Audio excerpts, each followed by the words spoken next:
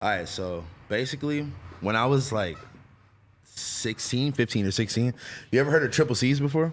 Yeah. Quercetin, HBP? No, I never took it, but I heard about it. Bro, when I was like 15, my bad. I was like 15, I used to take like 30 of them like a day. And so you've been gone stomach-wise since? Bro, like I feel like it just like, well, that and then I, like had a little Zan period, had a little perk period for a little bit. Your stomach health is a very, very big thing. The gut health. People don't even like realize it right. when you're doing shit like that. I went to a doctor and he gave me all kinds of weird antibiotics that like cleared my stomach out or whatever, and I stopped having diarrhea like I used to. I used to have like super watery shits, and then all of a sudden got a lot more solid, stopped feeling like I was doing like horrible damage to my asshole every time I took a dump.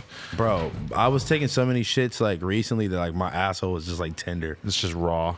It was like, and like, sorry, we started early. We wanted to talk about our buttholes. We didn't think you'd be into it. Yeah, you wouldn't be into it. Like, I've literally been in pain. Like, it's like, I don't know. It's just because my stomach has been fucked up like that much. Oh, I thought you said your butthole was in pain. Yeah, everything. It's everything is in pain. Much? Yes, because I've had like digestive problems for like a long time. I feel like you already have a sensitive stomach, no? I was explaining to him why. But having diarrhea for long periods of time is really bad for your body too, because terrible. When I had a doctor actually put his finger in my butt for the first time, like last year, and he was discovering hemorrhoids in there and shit like that, and I had hemorrhoids on the outside, and it was like he blamed it all on the fact that I had liquidy ass shits. It's like that over time is gonna fuck up your body so bad. So my shit it's still not like rock hard, but it's a lot closer than it used to be. Maybe I need to do more of the sort of stomach antibiotics. I feel like your kidneys are not supposed to have pain receptors or something like that. Really? I feel like my side hurting, like my like I don't know. I feel like rappers are always saying like this lean be hurting my kidneys. Like literally. Where's your liver? I don't know. Something back there is fucked up. Where's your liver? I don't feel too good. Like I need to go. Yeah. Maybe we got some doctors out there watching. I need to like detox. I feel like you need help. I need to like detox and like get my stomach back right, bro. Like that shit is fucked up. You might be one person that really could use like a cleanse. That's what I was supposed to be doing, like taking this break. Like this coronavirus thing was supposed to be like me relaxing, and I just it didn't work. You've been turning up. No, I turned up one time. Yeah, a couple of days ago. Which is like not safe for me and Adam. Where did you go? Were you out on the town, or were you just getting fucked up in the house? I got fucked up in the house with the homegirl. Oh, I mean, and like maybe like 2 other people. I mean, I was at the skate park on Friday with like fucking 15 other people. But I was getting fucked up, like doing drugs and shit and staying up all night. I mean, I feel like, but we didn't really go out anywhere. I'm paranoid about people who are going out in large groups of people. I was acknowledge with like 4 people. Me being at the skate park with 15 people is you were with more people than me. Probably not the best. I mean, but it's very spread out. It's a big skate park. I mean, if you're there with 6 feet apart from you, that's okay. It just scares me when like you tell me about you've been wherever the fuck you were 2 days ago. Because think about all the people that those people have been, and then it just spreads just like a fucking STD. And now we got Trump today doing the most psychotic shit ever, acting as if he's going to end the shutdown early to protect the economy. This is basically what he's saying, is that he wants to send. He's basically like, oh, a bunch of people can die. It's okay as long as we don't completely destroy the economy. Like, the economy is so important and these businesses staying open that we should just basically be like, fuck it, just let everybody get it. Let everybody go to work. Like, that makes it's insane. He's going completely against the advice that he's been given by the medical community, by his own medical professionals, etc. But he's saying it because, everybody's obviously freaking out and scared about their jobs and everything. Yeah. But which is like understandable, but like you shouldn't just like jump out the window and just be like, nah. It's insane. Let's do exactly the opposite of what you're telling me. I mean, the only way to stop this from spreading is to stop people from fucking being in large groups of people. It's crazy because to me, in my mind, everybody seems like they're staying home. So, of course, it must be getting better. Yeah, man, you must be knowing some. It doesn't. You must know people, like good people, because everybody I'm seeing is still out. Really? People that I know. But where are they going? All the restaurants are closed. All the clubs are closed. Well, the studio, okay. To like just out, like. Just like doing drinking on the street, walk around with a 40. Nah, but like people just linking up and like getting fucked up within each other. Right. Yeah, I know, because like the other day on like a Friday night, I walked out to fucking smoke or something, and I'm just like realizing like there's like a house party. I hear a lot of different like loud music coming from different houses in my neighborhood that I'm not used to hearing. But people are throwing house parties and having probably 10, 20, however many people, which not great. Yeah. But obviously, you know, this is a big improvement over the scenario of there being like 100 different bars, not 100, thousands, 1,000 bars all over LA, including, you know, Long Beach and the surrounding area that literally have, you know, 100 plus people in all of them. I mean, and they're all packed together. Yeah. And you know, what's fucking, from my perspective, is like, I wasn't going out anyway. Yeah. So fuck it. Yeah, close them all. I don't want to go. I ain't going out anyway. So I kind of have FOMO knowing that there was all these people having a good time and that I wasn't there. Were you really FOMO gang about anything, really? You know, sometimes when you look at people's stories and you're like, damn, everybody's at the sick party. I didn't go. I feel like you don't give a fuck now. You know, I probably wouldn't have gone regardless. No, and also, by the way, I feel really bad for all the bars and restaurants and shit that are obviously going on business. I'm not actually trying to make light of your scenario. Me and my homie were talking about, me and Koo were talking about this earlier, bro. Like, it's gonna be a lot of random restaurants that, like, you know, you used to go to, and like they can't pay the rent without having fucking any sales. I was thinking this is a perfect time for ghost kitchens. Like for them online, to start, you know? Maybe, but I was just reading an article from somebody who works at a restaurant or owns a restaurant, and he was saying that because now a huge percentage of their orders are Uber Eats and Postmates, whereas before that was almost like advertising for their restaurant, and then they make so much more money when people actually come in or when people order directly from there. But now that such a large percentage of their business is becoming Postmates and Uber Eats and such, that they're paying like a massive percentage of their overall income to Postmates and Uber Eats, and basically there's just no way in hell the situation is untenable. They're not going to be able to survive this way.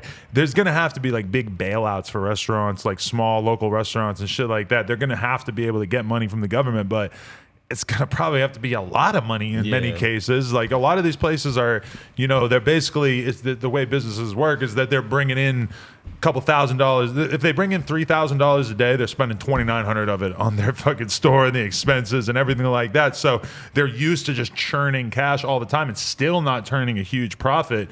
Now they're just going to be totally screwed. And it's kind of hard for me to even imagine an amount of money that they're going to be able to be given by the government that's really going to actually fix these problems. You talking about like per restaurant? Like they probably would have to give like on average restaurant like 20 grand or something, or you know, it's going to be wild. That doesn't even make sense. You know? And then we're going to end up in a situation where the chains will be fine, the giant well-funded restaurant McDonald's groups will be fine, shit, but mom and pop's fucking taco joint, guess what? She's going to have to sell the taco truck, and it's going to fuck the whole thing up. People always love calling me when they like see us doing this on live. Like, I hate that. That makes zero sense. But yeah, no. Sorry. You know what I think is funny though is that I watch a lot of Joe Budden, and he's always like, his dad will call him. He'll be like, "Dad, I'm doing the podcast just like I do every day at this time."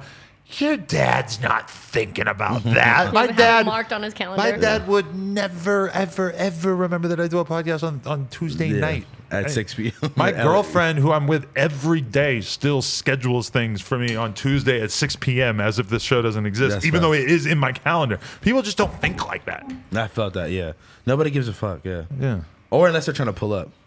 I'm gonna be honest with you. Friday at the skate park, I hurt my arm, and now being unable to do anything physical, really not great for my state of mind. I was enjoying being a more physical quarantine. No, I think I tore like a ligament, like holding like my elbow to my forearm. I was just like doing mad bunny hops and just and like ouch.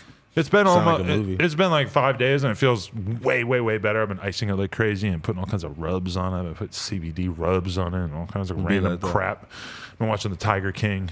Do you think that, before we get into the Tiger King, do you think that they're going to end up closing the skate parks and other parks? Phil told me, Phil lives in Long Beach, and Phil told me that he tried to go to 3 different skate parks, and every single skate park had a cop there not letting anything go down, which I guess makes sense because realistically, it's like if you're a skater at BMX, right, you're going to the skate park, and that's just going to end up being like if there's one person there, okay, cool. Like from the cop's perspective, like one person's cool, but if there's one person, there's about to be 15, and then there's about to be 45 because motherfuckers are going to see that one dude and go there. They call their friends. It is kind of good times for like riding street and stuff because realistically, like if you're just out on your bike, they can't really tell you not to be pedaling your bike around with a couple people.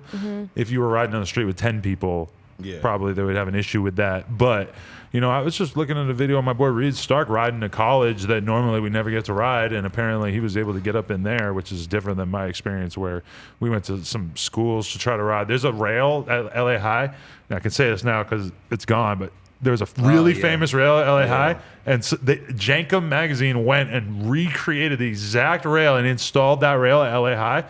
This rail's been gone for like 15 years. There's a video on YouTube of this on the Jankum YouTube channel, and we went there, looked at it. It was so low and so amazing, but there was a cop posted up like right on the other end of the school. If I had grinded at one time, he would have fucking lost his mind. So it's not the like crazy one that like vegan fucking. No, that's El Toro. No, it's a super mellow like 4-stair rail, 6-stair, something like that. Isn't that the one you told some story about the kid and he fucking, or somebody told a story about a kid that fell at LA High and he had it like with his dad.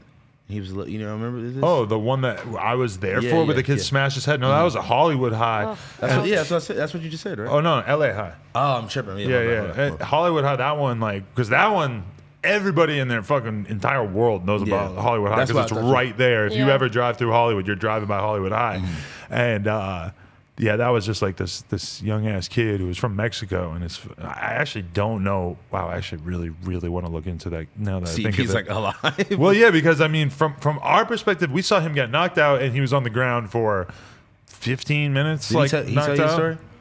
I'm listening to it, and it sounds fucking insane. Yeah, 12-year-old kid. Because we went there because our boy Denim, we did a whole vlog of this. Our boy Denim Cox was going to grind. Denim Cox. Denim Cox. It's a real name. Denim Cox. Yeah, Denim Cox. I always forget that's a funny name. Like a leather Okay, dick. wait. How old was this kid first? The other kid was 12 years old. So we pull up, and it's just this young Mexican kid, and he's grinding this rail, and he's going for a I think it was heel flip front board slide, like crazy ass clip, and he's trying it, and he looks good, but also like he's kind of taking crashes that like in a perfect world, like you probably would be good enough at this trick that you would not have crashes like this if you were ready to be trying this trick on an 18-stair rail or 16-stair or whatever it is. I mean, you always are gonna be able to fall though, Right, but it's almost like these days, like if you're gonna try like a really crazy trick down a really big rail, you should probably be able to do that trick 9 times out of 10 on a skate park rail. But you being a kid, you're not thinking. Especially when you're 12 years old, you kind of. I think those kids even take more risk because they don't even know. Oh yeah, and especially because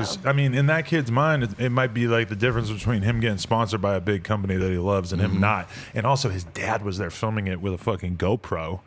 So, which is actually really crazy because Tony, our filmer, who actually films really good, he ran up the stairs and filmed the kid doing it like the last couple tries. And that was the one that he got fucked up on. So this crash of him, like it would have been filmed with a GoPro if Tony had an interview. Wait, so you guys have a video of this? Yeah, it's on. We cut it right before he actually hits his head, but it's on the YouTube in this vlog. Now? Apparently, he got knocked out. And I just saw Yuri try to bite a chip, and then he dropped it right before it went into his mouth, and it fell down, bounced along his hoodie and his sweatpants, and now it's just on the ground next to him.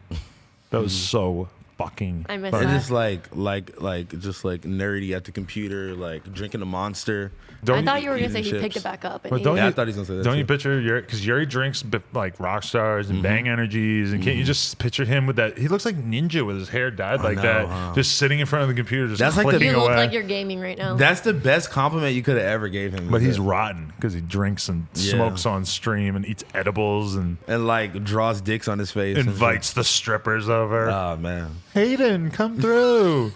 We have strippers on the stream, dude. This is crazy. Speaking of strippers, have you guys seen the Instagram live strip clubs? Oh my god, Instagram live strip club. Wait, there's a strip. I've seen DJ D Nice. Different people paying or putting the strippers' cash app on the pinned comment and having the stripper stripping. Or you saw the dude but how they can't get that naked, right? I mean, I saw her pull out her tits. I'm pretty sure on I saw IG Live? Bro, are you She's joking? going to jail. Are you joking? Bro, like... I couldn't get away with it. Bro, fucking Boosie got bitches eating each other out and shit. On IG Live? Bro, on IG Live.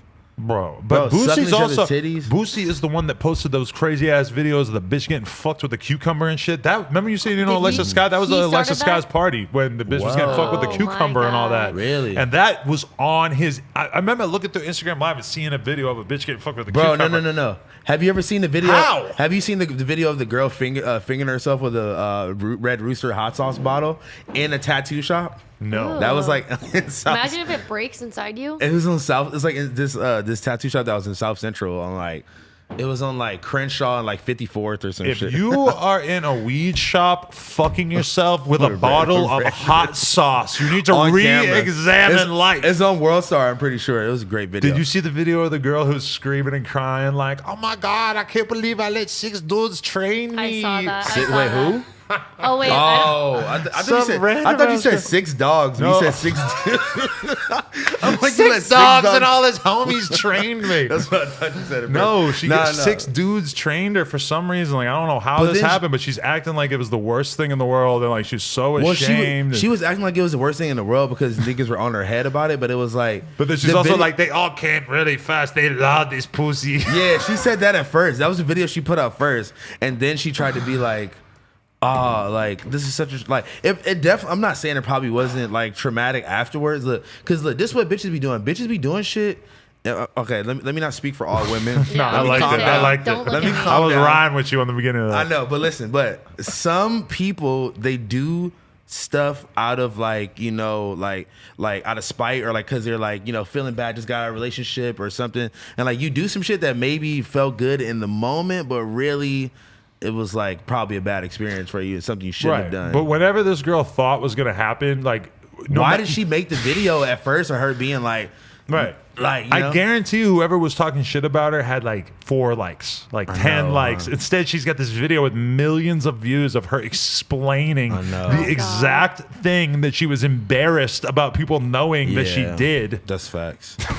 And then they just took the other video and put that at the end, and then they were of her getting trained. No. Oh, the other video. They took the video of her being like, "Oh, like okay, I got trained, so what?" Right. Like, they love this pussy, like all that shit. They took that video and put it at the end of her explaining. Where is this? This is not the video I was talking about. Oh, really? Yeah, I saw the other one where it's like the girl in the hotel room, and they agreed for. I think it was like, okay, I'm not gonna. Maybe I think it was like $25. 25 that she was gonna do what? Do for the 40 suck ball? dick or something. Oh, really? And then she did it, and then he wasn't trying to pay, and they're trying. He wasn't trying to pay $25. Okay, might have been like 50. You gotta give her the 50 ball, bro. I mean, but people are living on different levels. You know, they ain't got their checks yet from the coronavirus. But why would you tell her then? Like, first of all, shorty, why are you sucking dick without getting the bread? Even if it's fucking $25, get the bread first before you're.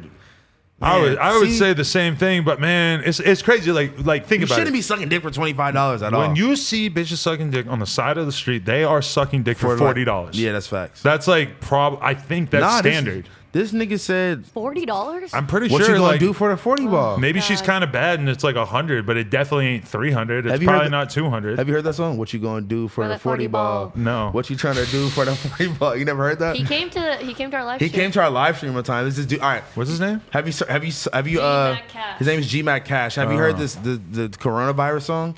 Wait, how'd it go though? Move, bitch. You got coronavirus. Oh shit. You got coronavirus. He's like spraying shit. Yeah. So this dude, he's been doing like funny songs. Like he has a song about like potholes in the street. Right. He has songs about Popeyes, like just like Popeyes versus Chick-fil-A. He just does like random songs like this, but he had this song. His first viral song was "What You Gonna Do for the 40 Ball." Like he calls his bitch on the phone. He's like talking to her on the phone, and she was like, "Oh, I just like need some money to like like pay my phone bill or some shit." He's like, "Shit." He's like, the video's all dramatic. He pulls out the 220s. He's like, "Shit, I got this $40 for you."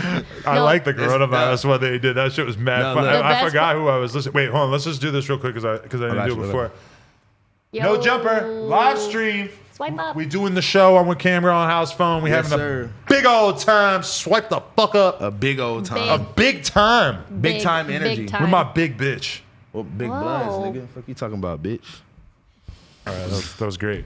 What you gonna do for the 40 ball? No, what's the YouTuber dude's name? I met him mad times, but I just started watching his channel. He's the dude who does all the shit with like the most expensive escort in town and shit. Oh my god, I love him. Philip Solo. Philip Solo. Shout out my boy. Because I think you guys had talked about him to me, and many times. I hadn't really watched his content, even though good. I've definitely met him like many times. Really? In real Where'd life. you meet him? In Canada? With Ice for sure. I'm pretty sure. At least once. But I've been watching his shit, and it's pretty funny. Like he just thinks of like the seediest things in town that he can do. Like he's linking up with male escorts and just talking about their lives and shit. It's pretty. I like his positive twist at the end where he raised money for them, and then he was gonna do a. He's sick, bro. Like I want to try prison food for a week, and so I hired a felon, and then he ended up just like paying for his meals and like he's sick, bro. Yeah, he's awesome. Honestly, I DM'd him, "You rule," and he said, "You too." Bro, he's fire. That made me happy. I've been watching his shit for a minute too, so I'm like, and also he fucking makes music too. His music is kind of good too. I was like, all right. I was looking at his music video. Really? Yeah, I'm like, yo, but like, you know, I gotta check that out. He had like an emo rap song, you know, like it's fire. He ain't rapping like Joe Exotic though. Oh God. I'm not even gonna get Joe Exotic. We gotta wait. Yeah, he ain't rapping like Joe Exotic. The worst part is I didn't finish it. I still have like I didn't finish half of it. Oh my so I don't want you to ruin it for me. I kind of don't look at the chat too much because it's going down, man. The chat's not even up. I can see 2 lines of the chat right now, and we also already have 2,000 people, and we only went for 20 minutes. I think it's because House Phone's big blood right now.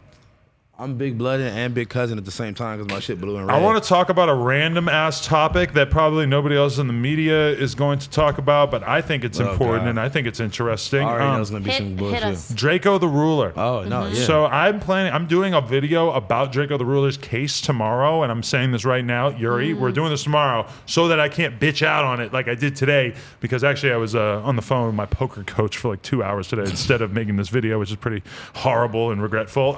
You can make money off the poker though, no? In the long run.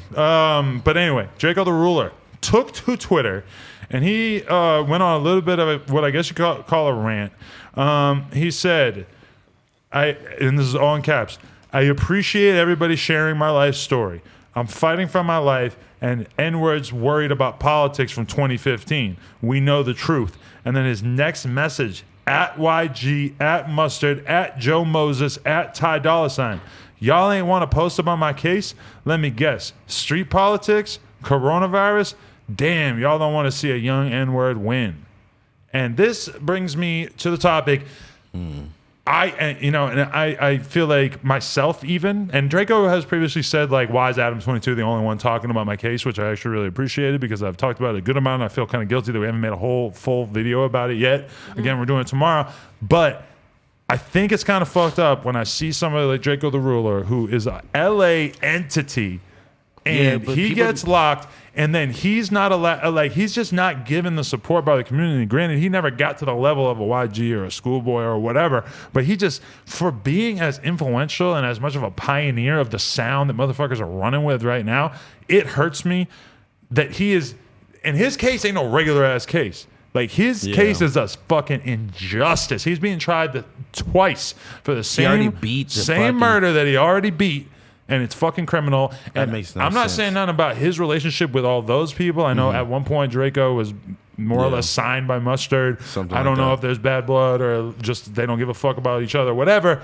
But when I see a situation like that, I do agree. I would like to see a YG have something to say about that shit publicly. I would like. I'm not trying to make this about anybody in particular, but if it was somebody on a bigger level, you mean? He even ended it, and this ain't me saying this, but he said, "Fuck rap. This is about black people as a whole," which I thought was interesting. I don't really know what I think of that, but that's.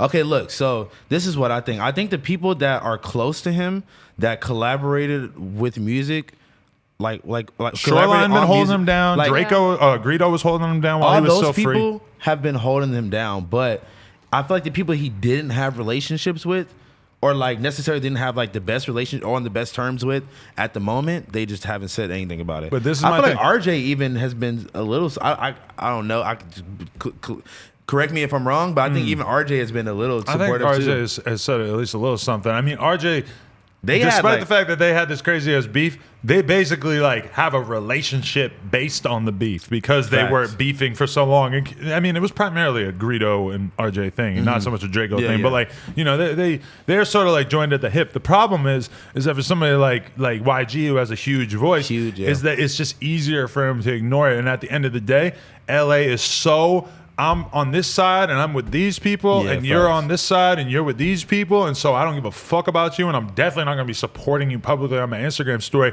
That being said, and who knows, maybe there's like good reasons that people don't like each other, but to me, at the end of the day, I would like to see a version of hip hop in which somebody who was being tried in a case that was such a flagrant injustice as the Draco case is would just get unilateral support. Yeah, where's Meek Mill? Where's Drake? I mean, where's not Drake? Where's Jay-Z? I mean, at least LA. I'm saying if any of these guys really made a big stink about this, it could be such a bigger thing. It would force the bigger. Niggas in LA are not moving like that. I feel like they don't give a fuck about each other. Blueface should be making noise about it. Blueface, you can't just take that much of somebody's swag and then not also support them when they're in a time of need. I know Blueface and Draco don't like each other, but fuck it, put that shit to the side and say free this man. At least give him a chance of being in the blogs. I didn't even know that was like that big of a thing. I don't know if it's that big of a thing, but Blueface ain't never said, shout out to Draco. When I asked Blueface never said shout out to anybody. This is true. Blueface is all about when Blueface. I interviewed Blueface that first time on The Exposed, I tried to get him to acknowledge that he basically got a lot of his, and that's what's crazy is that people already forgot. He probably doesn't think, but listen, people already forgot that so much of that slang came from fucking Draco that Blueface got famous off. No offense. I mean, but like,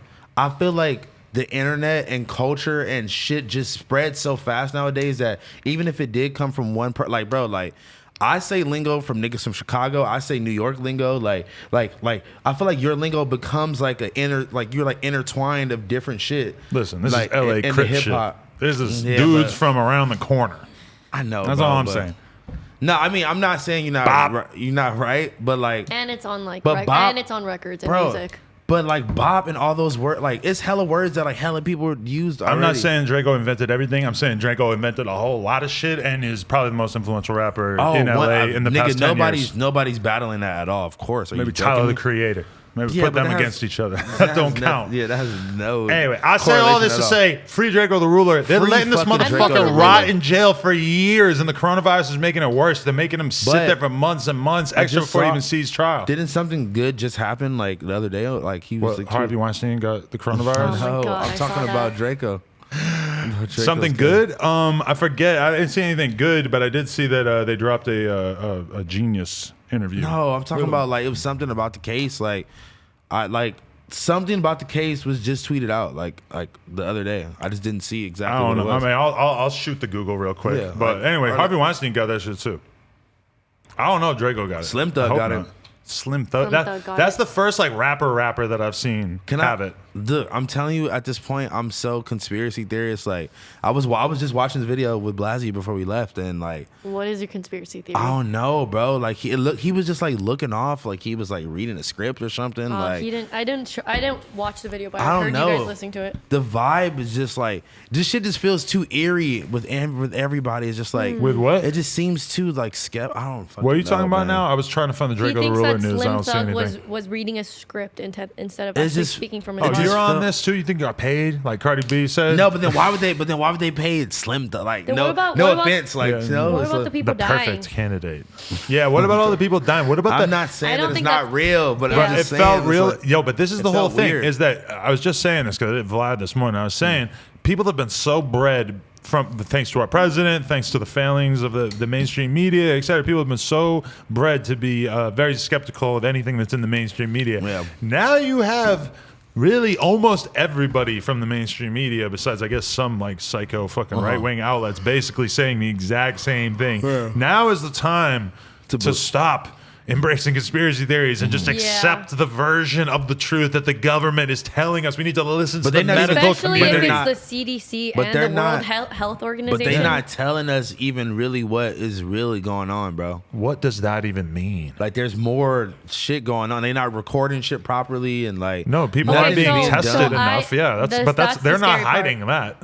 It's just we don't know what the fuck is actually going on, bro. So I am doing a YouTube video talking to my friends around the world how they're dealing with coronavirus and how it's affecting their city and country. So I talked to my friend in China, and she's telling me like, there's no new cases out there, and the reason why is because they actually fucking practice self-quarantining for 2 months. But do we really believe that China's actually keeping people quarantined and that they're not like basically just lying about the number of infections that they're tracking? I think we're she's telling me that it's back to normal in Shanghai. So back to normal? But I'm gonna speak to her further, so everyone watch my video. I mean, listen, that would be amazing if that was the case. But as far as us, it seems like we probably got at least 3-4 months of this. I mean, it's scary because we don't have any fucking testing. Like, I want to get tested Yeah, but we got Slim Thug got tested, like, you know. I mean, it'd be nice to get tested like right now before I go see my mom in a day or two. That's how I feel. Know? Yeah, I want to get tested before, because the part she lives in Santa Clarita.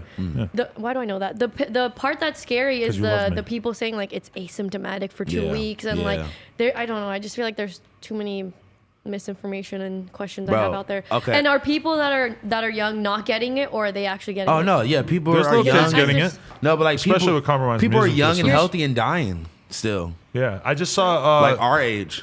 I mean, this really hit home to me. I saw it on Twitter, and I tweeted it, and some people were like, "Why'd you tweet that?"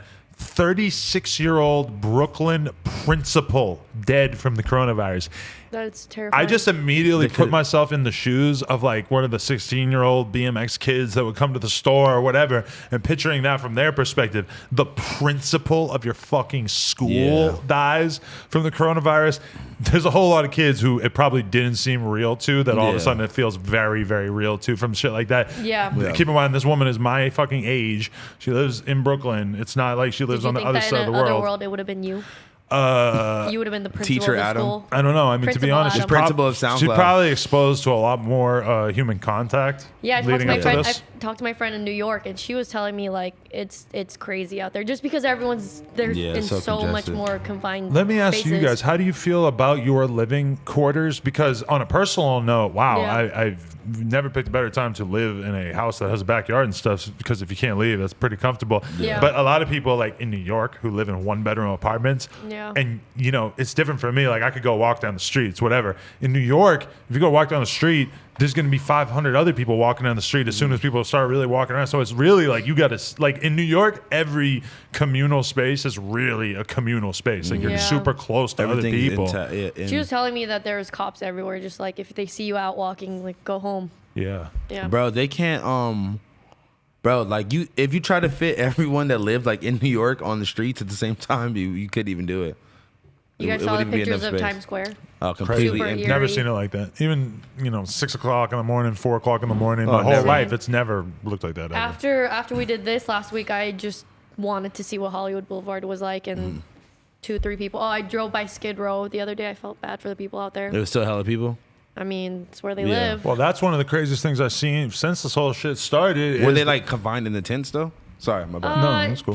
Normal hustle and bustle of Skid Row. But they're talking about buying like massive like housing structures just to take all the homeless people and put them in so that they can isolate the disease better.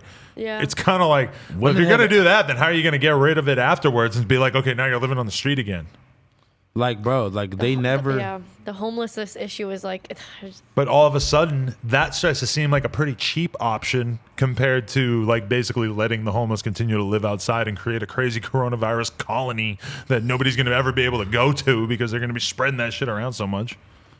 Is this your conspiracy thing? Are you coming in? I mean, it's just, I mean, that could happen. Like, if one of them fucking homeless people gets the coronavirus, they're all getting it, and they're all going to die because they all have bad hygiene, and they're all sick, and they're all old, and there's just so much bad shit is going to happen, like, that wouldn't happen to a group of, like, people in their 20s who are in good shape and such that would definitely have, like, a lot of homeless people are on heroin and crack and shit, like, their immune systems are already fucked. Like, that's scary as fuck to think about if it starts wrecking havoc on the homeless.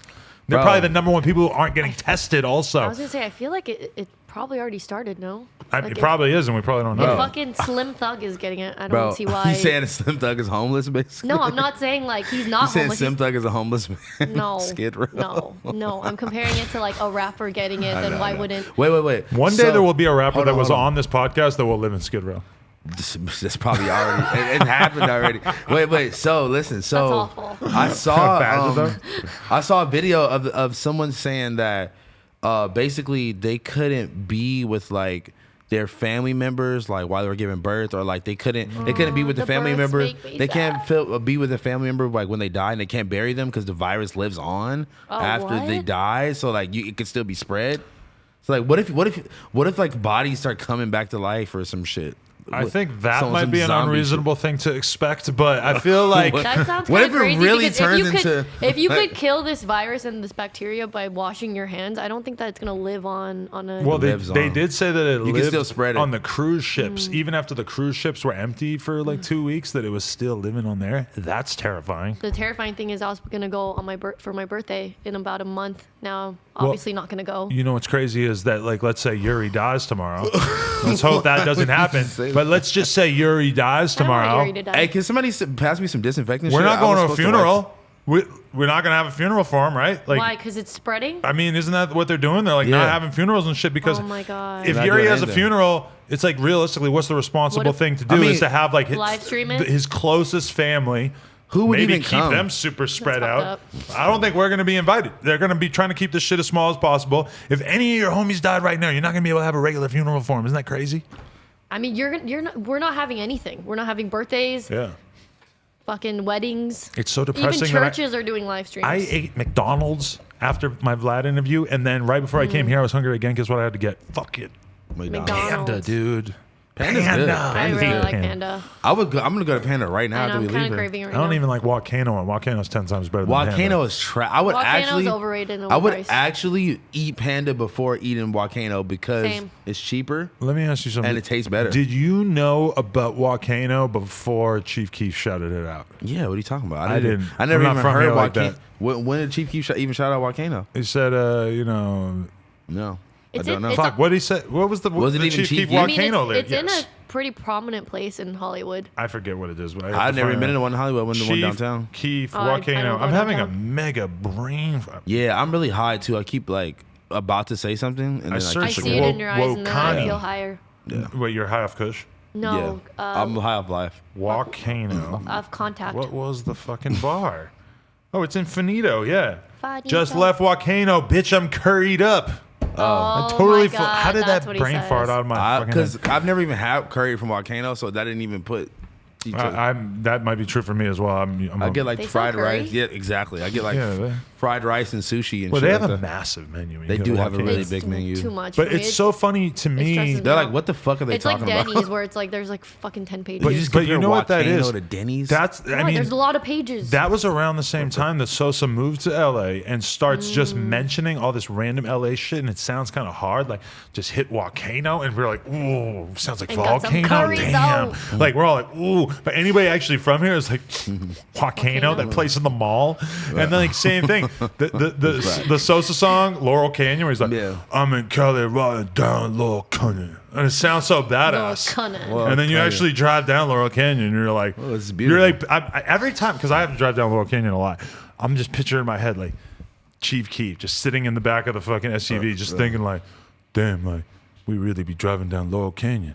The street called Laurel Canyon. That's crazy. But you're taking it from like more, like you got to think about it on a deeper, like, I'm from Chicago, from the hood, from the trenches. Damn, we really riding down Laurel Canyon. That's how you got to look at it. But it's just funny because it's like, if you've been in LA long enough, Volcano's like a generic ass Chinese restaurant. Laurel Canyon is a super regular ass street that people drive down. Nice street. It is, well, there's a lot of really nice houses around. Turns and you know, it's a great alternative to the 101. It's a great alternative from being from like the block and the old block, you know. Did you ever just leave Hawthorne and just go drive down Laurel Canyon and just soak up the rich vibes? No, but whenever I go do shit, yeah. Actually, I went to go visit Dami Divine earlier, and he lived in the hills. Pause. His house wasn't like a nice like place, but it was in a nice area, you know. Yeah, I mean, so it's like shout out to him. There's definitely like not as nice areas and off Laurel Canyon for sure. I thought he lives in the valley. No? I mean, Laurel Canyon is the valley. I mean, I didn't say I was in Laurel Canyon. It takes you to the valley from Hollywood. Because I thought when Leilani and Chapo used to live there, I thought, never mind. What's going on with that? They still got a throuple? They still getting married? Sure. I don't think their throuple seemed very successful. What does throuple mean? Like a threesome relationship. I don't know. I saw it on the timeline, but I didn't see the girl ever again after like day 2. So I thought they were like doing auditions or something. For their third. Are you and Blasey doing that? Definitely not. For your third person? Would it be a girl or a boy? Speaking of third person. Oh God. When I watched the Tiger King documentary, it just had so many twists and turns, and the throuple in that one.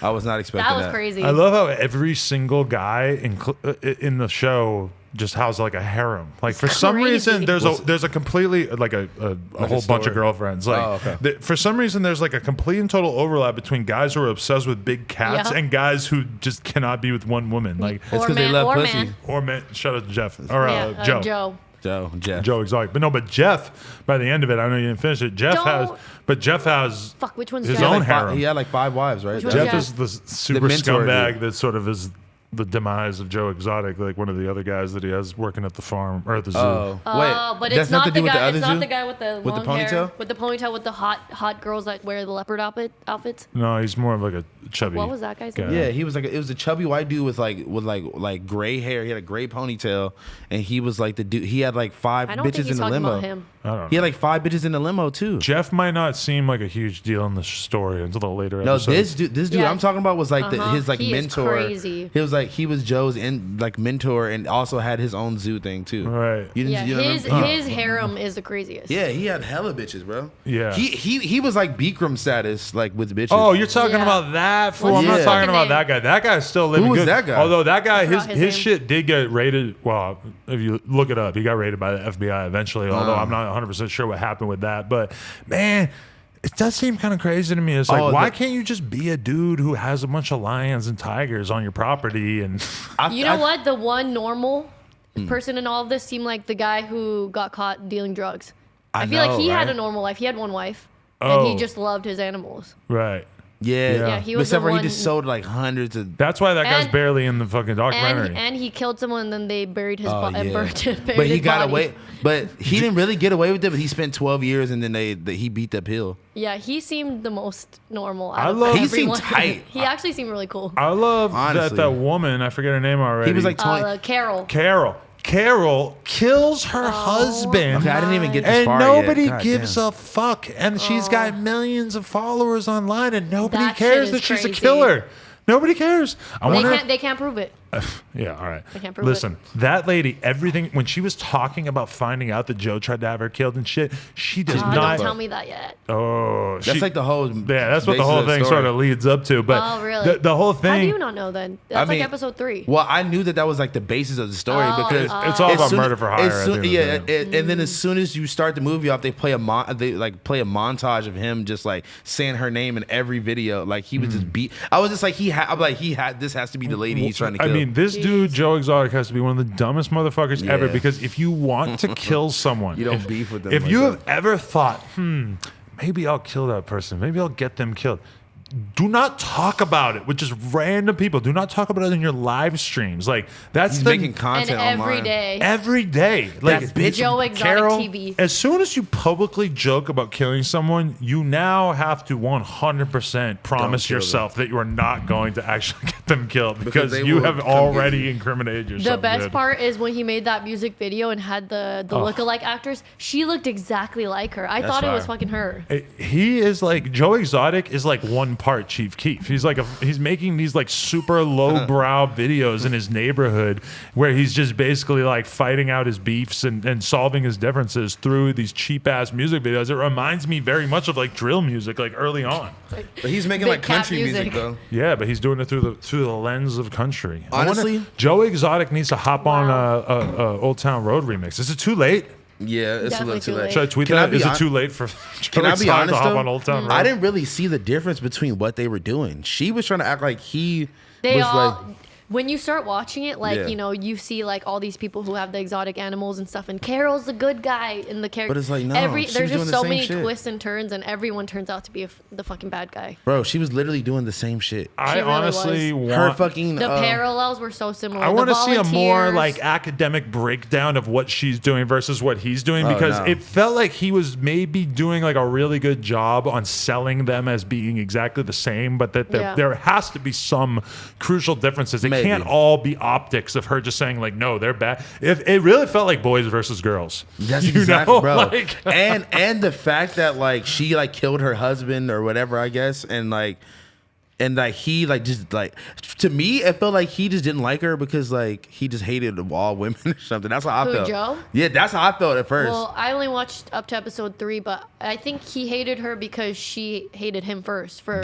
holding but cats that's what I'm saying. It was just like she just hated men, so she killed her husband, and he's gay and hates girls. But the dude, so they I just guess we hate could each other. simplify it the to dude, that. I'm forgetting his name though. The white guy with the long ass white ponytail. The I can't remember his name. Fat white guy. He never got shit from Carol or Peter or whatever. Really? He was like immune to it. So that sort of made me feel a little bit more like, is this like what was Joe doing so specifically? But then I mean, at the end of the day, they proved. Well, I guess you guys didn't get to this point, but he killed tigers. Like he killed tigers in the middle of the night, and they proved it. And fucking killed them how? Oh, took him out, shot him in the head. After they get too big, right? Yeah, he has no use for him once he gets to that point. You know what I kept thinking now about? He's tripping though. NBA YoungBoy has owned multiple tigers. Oh, yeah. Did he get it from Joe Exotic? I don't know, but I was told by. Imagine that picture. There has to be a picture of Joe Exotic. Oh my God. And NBA YoungBoy, that's crazy. Joe Exotic was definitely NBA YoungBoy's tiger plug.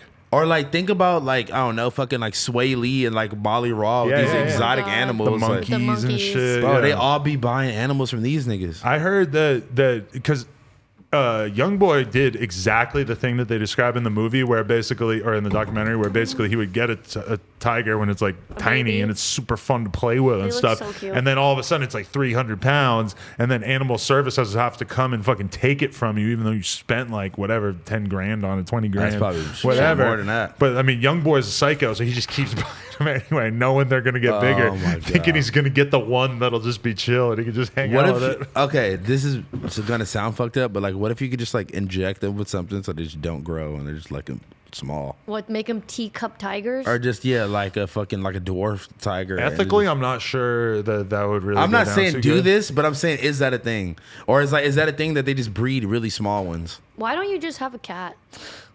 Why? No, I want a tiger though, but I want a baby one that just stays a baby.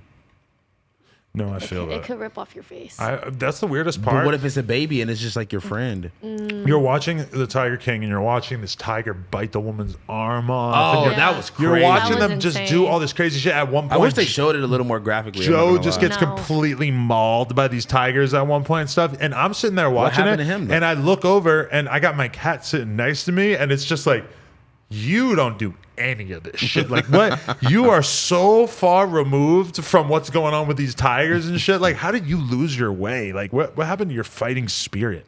Because nigga, they never fight had mouse and insects. Barely even. I used to put him in the tub with a fucking mouse, and he would just go. Not a mouse, a bug, like a big grasshopper or something. You just like play with it. Aw, how cute. There's like no real sincere effort to kill and eat it. Just sort of likes batting it around. Why would you kill a fucking and eat a grasshopper? Because you're a cat. But a grasshopper? Just eat everything. Kill and eat. I don't think They're so. supposed to kill it and then bring it to like their owners as a present. That shit was sick when they. My friend's cat actually Tony does did do that back in the day. Yes. See. That's weird. He's just older now, I think. Yeah, he's chill. Yeah. I don't think he has mice to mess with. We don't let him outside now. We got to worry about the coyotes. Yeah, I don't. The outside cat thing scares me. Bro, my friend's cat didn't come back. In where I live, hell the fuck no, those coyotes are real. I seen like 8 of them running down the street together in a pack. That's I terrifying. freeze, like try to like turn into like being invisible. Like in my mind, if I just like bring my arms in really close to my body, then they won't be able to see me. It'd be really weird. Do you hear like a Wait, what were you doing? You were jogging? No, I was like getting something out of my car, and then I got like no shirt on. I'm in just basketball shorts, and I'm just like see like 8 coyotes just running down the street as a big old pack, and I'm just what are you guys about to do? I'm pretty sure they're more scared of you than you are of Hell them. no, 8 of them niggas in a pack. Yeah, but why? They gonna pack you out. Fuck you mean? No. Pack you out. No, I'm looking at them like, damn. I wish I had some beef jerky I could throw over there that they would just go eat or something. Yeah. Some beef jerky to throw at a pack of wolves. I mean, we gave Tony the cat like a chicken thigh the other day. Oh my god, he's running around with that bone. He was loving it. Oh, how cute. He was going crazy on the bone. It was so fucking funny. That's like a dog thing to do. I've been spending a lot more time with my cat lately. Can you tell? Yeah, I'm about to say you really sound like very interesting. My cat's so angry lately. He just got. I don't know. I hope it's a phase, but he just gets so mad anytime you touch him, hold him. Aww. And it sucks. Okay. He didn't used to be like that. But give me the breakdown of in your home where your stations are at while you're socially quarantined. Like, do you have like a little back porch type area where you could go smoke a cig, or are you just kind of posted on the couch most of the day? Do you ever go sit on the porch? I have to see the sun. I have what are those called? Balcony. Mm-hmm. So I go out there every morning to get like at least 30 minutes of sun. That's nice. Spend, I don't know, different areas of my house. You just sort of move around. You're very modular. I mean, it depends on what I'm doing. If I'm gonna play, Animal Crossing on my TV, then I sit on my couch. So how is that? The funnest game in the entire world. But I don't know. I don't take you to be an Animal Crossing person. Yeah, but I didn't see myself being a 4 years of Pokemon Go everyday person either. Yeah, I mean, did you ever like Sims? I did like that. Yeah. Oh, then you'll love it. Because I watched a video like Animal Crossing Explained, and it did seem. It's very chill. I watched that, I would be down. Like you never have to worry about dying. Yeah. You just sort of exist in this world. There's all these like fun, sort of casual things you do. You don't have to fight anybody. It's just that sounds like a terrible game. Good really? Vibes. No, I love it. I want to kill shit and like possibly die and no. Like, be and on then edge. The best part is I think that there's no end to it. Really? You can just always play. People have been playing the last Animal Crossing New Leaf came out 7 years ago, and some people are still playing that version. Really? Wow. 7 fucking years. I've been much more focused on poker right now. Otherwise, I think I would probably drop in on the Animal Crossing. It's super fun, and then the live feature, the online feature is really fun because then you can visit other people's islands. I'm gonna start live streaming and like inviting people to my island and playing like hide and seek on my island and. A lot of the Pokemon Go YouTubers I know are playing Animal Crossing right now. I keep seeing like OnlyFans girls tweet like, "Oh, who's coming to my island?" Like some dude be like, "I'm coming." I'm gonna jizz on your island. It's just like I had no idea what the first 2 tweets meant, and then I was like, "Oh, they're talking about that game." Oh. Yeah, anytime you don't know what people are tweeting about and like islands Crossing. And stuff, it definitely is. I feel bad for like people who follow me on Twitter because it's all I talk about now. Could you see yourself playing this game for like months and months and months? Like how do you see yourself not playing the game anymore at some point? That's the part that scares me because I'm having so much fun now that I'm like, I don't want this to be over. Right. Because that's how I felt about Luigi's Mansion. Have you played that game? No. Best game I've ever bought in my entire life. Really? Entire life. It's kind of how I felt about Rust. I started playing it and I was like, wow. I thought you were going to say Rust. Me too. Yeah, it's kind of how I feel What's about Rust? Rust is a game where you're basically just like a naked human and you just get dropped off on this island and you have to like do stuff to like mine supplies and stuff. It's kind of like a more adult or more realistic version of Minecraft where it's just or this Animal Crossing, it sounds like. Really? Yeah. Oh, well, you're a naked human. I didn't think about that comparison. Yeah, I guess that does. You're not make naked. sense. They give you clothes. But you basically, there's nothing and you have to just like make something. You have to build a house. You have to like go find people. You have to kill animals. You can trade people up for guns and all this shit. You kill people? But it's, I get this feeling when I play a game like that where it's like, oh, wow, I could be playing this 8 hours a day for the rest of my life. Yeah, especially someone like you, because you have like a tendency to like, when you get into something, I mean, you're the only person I know in real life that plays Pokemon Go. Yeah, you're the only person that I know that Kadamas. You're the only person I know that. Well, but what happened to your Tetris thing? At a certain point with any game, I try to just make a clean break. And for me, like how you got off heroin, right? Yeah, exactly. How I got off Xans. Also, how you got off steroids too. How I got off of. You're still on steroids. Injecting growth hormone into my dick hole, etc. Yeah. No, Tetris 99. I spent roughly a year. I put in 400 hours total, and my goal was always to win 10 games in a row. And then I won 10 games in a row, and I was like, wow, this is a perfect place to stop. Now I can't even imagine playing it anymore, even though I love it. It's like. If you sort of let your brain stop getting that satisfaction, like when I stopped playing poker in 2009 and I didn't play for 10 years, I just stopped clean and it was easy because it's like you're not going to get back into a routine of playing a game unless you sort of go out of your way to. Yeah. So for me, like now that I'm back into poker, still though I have to, restrain yourself. Yeah, I have to restrain myself because there's a part of me that wants to sit and play tournaments every night. And it's like, that makes no sense for my schedule. I have important things to do. I have podcasts to make. I have, I have to hang out with my girlfriend. I have to fucking come up with ideas. I have to listen to albums. I have to do all this shit that's more important. So I have to stop myself. Like, Sunday and Monday, I was just like, all right, no poker. You got to take 2 days off. And like, I felt that. Even tonight, I don't think I'm going to do it again. But I have to force myself to segment my life up. Because, when I was fully addicted to Tetris 99, I wanted to wake up and play Tetris 99. That's how I feel about Animal Crossing right now. This sounds like me and drugs. I was talking about video games. When I'm taking Xans, I want to wake up and take a Xan. I'm like, all right, guys, you got to give myself a 2-day break. But I've never been like that because if you wake up and take a Xan, I ain't leaving the house. Yeah, well, I wouldn't do it. Honestly, I don't even smoke like weed unless I'm like chilling at the house or like I'm in transition of doing something. Like if I'm just chilling, about to get ready or something, I just start smoking and shit. I'm gonna just be high as fuck and I'm gonna leave what I need to bring or like, you know. I mean, that's like the way the weekends are totally different for me. Is like if I'm gonna have a day where I go out and ride bikes with Began. Oh yeah, I'm gonna wake up and start smoking weed, and I'm gonna smoke all day, and then I'm gonna be high as fuck by the end of the night, even though we're just smoking spliffs. But then, like, if I'm gonna have a work day, a lot of times it's like if I wake up and do the Snapchat show, and then I have to answer all these emails and do these meetings, blah blah blah. I might not even think about smoking weed till like 7, 8 p.m. It's such a different kind of day. Yeah, that's facts. Random question about the Snapchat show. Sure. Do you have a teleprompter now? I do. I was just looking into that because like I've been watching YouTubers make videos where I can so tell that they're reading a script right here, and like Traplo Ross, Phil DeFranco, they all have to have teleprompters. Yeah, because otherwise it's too smooth. Otherwise, yeah, because when I see people diverting their eyes like this, I'm like I get so like tuned into it, and like do most people not care? Like once you get a teleprompter, you start to realize like but guess this is what? why people pay That's for this why shit. I've been saying that about these celebrities that have been doing these videos. Because that's what it looks like to me. That they're all doing that. Diverting the eyes thing. But maybe they wrote a heartfelt message that they wanted to make sure that they included everything. Yeah, because their brain is being ravaged by the coronavirus and they can't get their thoughts together because their brain is turning into mush. That's terrifying. I mean, I feel you, but some of them are actually just look sus. I don't know, man. I thought Idris Elba was pretty good with his. They kept trying to roast his. He's the greatest actor we all know. How are you going to call out anybody on their acting? You're right. And then also, he's probably good at memorizing scripts. They kept trying to roast his wife and shit, saying that like she was his daughter. Wow. The one in the video. You thought that was his daughter, isn't it? I kept saying that his wife. But because she didn't want to. She didn't want to. Yeah. Also got it too. You know, you told me to listen to the Blueface album, and I did. Vibes. Yeah, vibes. Nah, it's not that good. The Mexican song's good. That had a little bit of energy, yeah. But it was just such a rip of uno, dos, no said shit. Yes. But at least he got him on. Yeah, he put him on it. At least he got him on it. Okay. I watched the. It wasn't a rip of that, but it was just like, okay, let's capitalize. He just dropped a video for a viral, and like when I heard I didn't watch it. I saw that. When I heard it, just from the album, I was like, this is like the worst song I've ever heard. But I watched the video and. You're like, it's kind of lit. Kind of fun. I was feeling it. Is it growing on you a little bit? I mean, yeah. The whole album?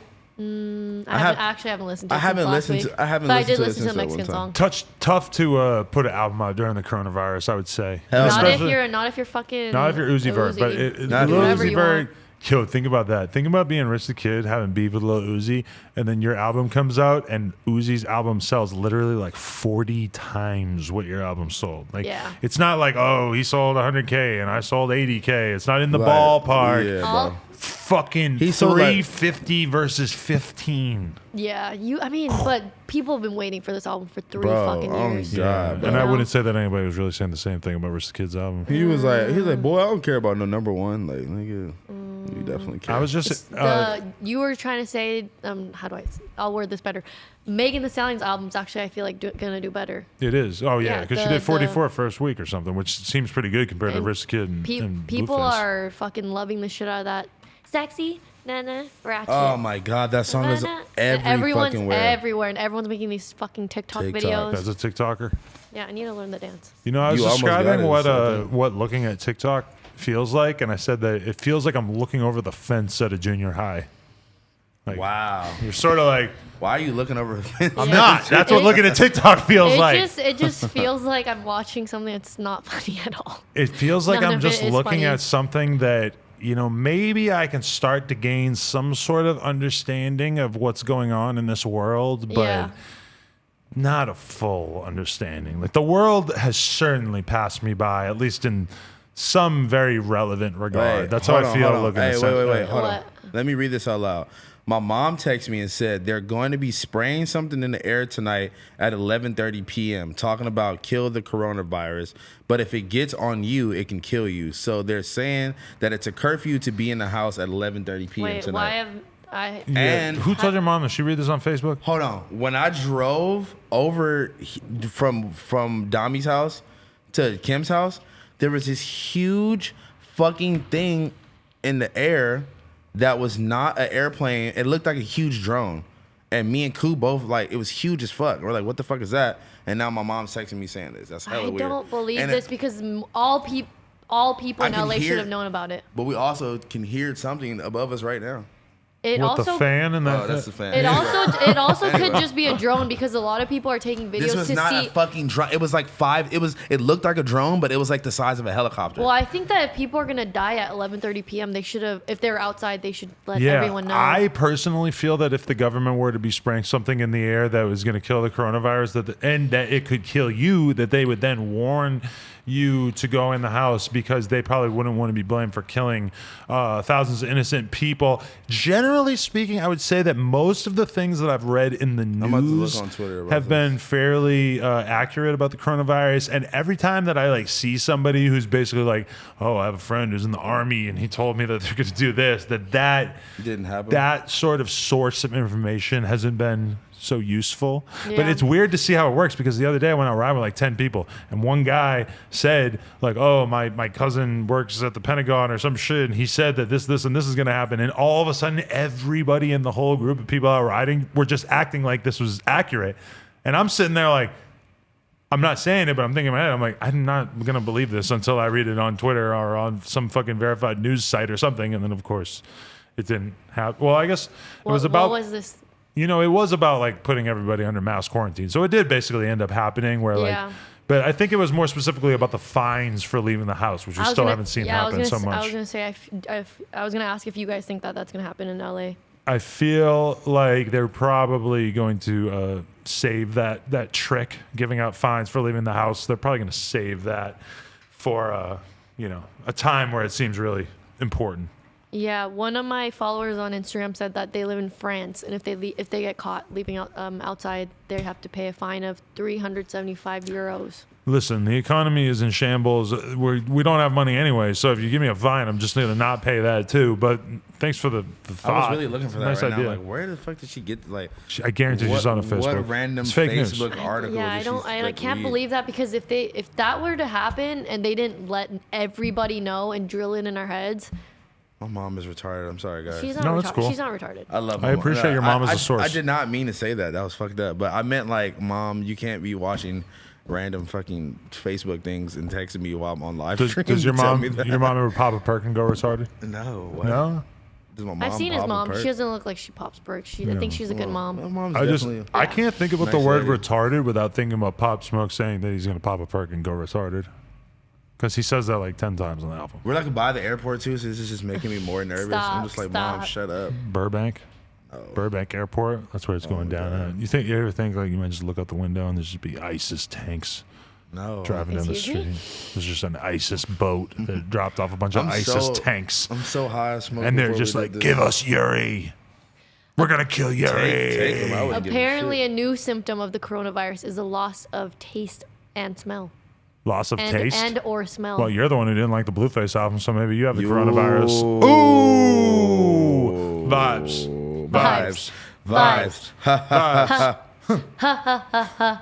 That song made 0 sense, dude. Very weird song.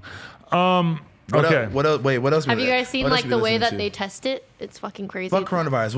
What else? Other music y'all been listening to? I tried listening to The Weeknd today, but Houseman just kept talking over it. I'm gonna actually go to Apple Music and tell you guys what I've been listening to because I got a list. I got a list already ready to go. Oh, tell me. Blue Bucks Clan, motherfucking Clan Virus. Stop playing. The first song is called Coronavirus. Stop playing, stupid fire. Stop playing. Nigga said the bottom of my feet got coronavirus. Oh, I've been listening to the new Lil Durk featuring G Herbo, Chirac Demons. Rio the Young OG dropped his album. Who the fuck is that? You're asleep. You're very asleep. Best rapper. I listened to the Young Nudie album a good amount. That came out a couple weeks ago. This is really making me feel like I ain't listening to that much music because if I go back 6-7 albums in my recently played, it's a bunch of Jadakiss albums, which obviously I haven't listened to since I did that interview. So yeah, I haven't been listening to that much music on my phone apparently. Zan Man just dropped a new project too. I'm a Bad Person. That shit was fire. Oh, you know Baby Keem now? What, that's what you've been listening to? No, I just randomly saw that. I'm about to say that took you a long time to find out about. Yeah, no, I saw somebody say like, oh, like, are you really even an influencer if you don't say that Baby Keem is up next? Because it's like the number one thing that people. Like, you know he's Kendrick's cousin. Is he? Kendrick Lamar's little cousin, yeah. Do either you know who Benzino is? Yeah, of course. Who? Do you know that Coi Leray is Benzino's daughter?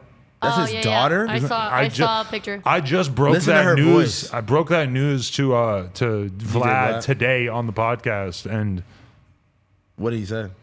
He was just surprised because that's what I'm saying. Like his daughter. Because his thing that Vlad said is that he used to be super tight with Benzino, and Benzino would always be dissing Eminem and all this shit. And then one day Benzino hits Vlad and is like, "Yo, post this about Eminem," and Vlad didn't post it, so Benzino goes crazy on social media and says, "This is racist white culture vulture," rah, rah, rah. Just because he wouldn't post one thing for Benzino.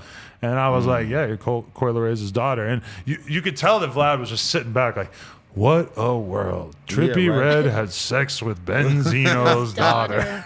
Did you guys hear the new Trippie Redd? We didn't explicitly say it before. I'm explicitly saying it now. Yeah. I heard the Trippie Redd coronavirus freestyle. Is that the one where he sounds exactly like Cardi? Exactly like he just sounded. No. Oh. He sounded like G-Mac Cash on that one. He took the G-Mac Cash funny flow. No, the fucking that one that was crazy. The neon, crazy. Bro. What? I played it to my friends. I was like, guess who this is? Every single person. I thought that, but you know, like it was like literally the same words, the same flow, like all that shit. You call it the funny flow? That's what that flow is? No, I thought you were talking. You said he did a coronavirus freestyle. He did on his Instagram, but I think you're kind of right that he sort of did. He did two different videos. He did that video where he was like out, like he was like in the kitchen. He was like, oh, like coronavirus, but that sounded like that sounded like saying. The G-Mac Cat. But she's talking about another video. He's in the car. Yeah, he took that down. Snippet. He's in the car playing a song, a snippet. You can find it on Academics. You're talking about two different videos now. What are we talking about? The neon one? Yeah, the video you're talking about. That one's on but that's not what he's talking about. He's talking about the other video, the coronavirus. Yeah. You guys aren't paying attention to me. I'm like, you guys are talking about two different videos. Yeah, I don't know. I still don't know. What else would she be talking about? What she's talking about, I'm trying to tell you if you listen. He's sitting in the car playing a snippet of a song, right? A new song of his. A new unreleased song of his, but it's literally the same cadence, same word, and baby flow as this unreleased Cardi song called Neon. Oh, I saw that people were talking about that and bitching about it. Huh? It's literally the exact same song, same words. Like, I'm like, wait, what? Damn. But I thought it was a remix or something. I thought he just got on it.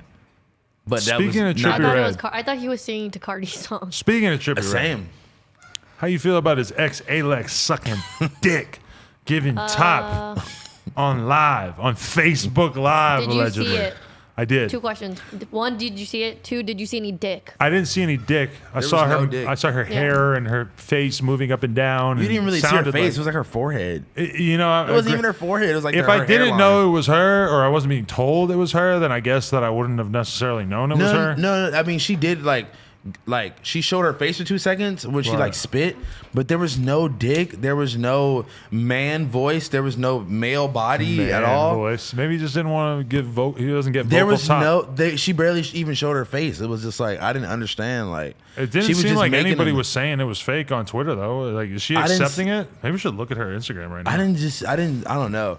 I feel like that was just like some random trolling shit. You trying to get the Alex top so we could report on it for the podcast or not?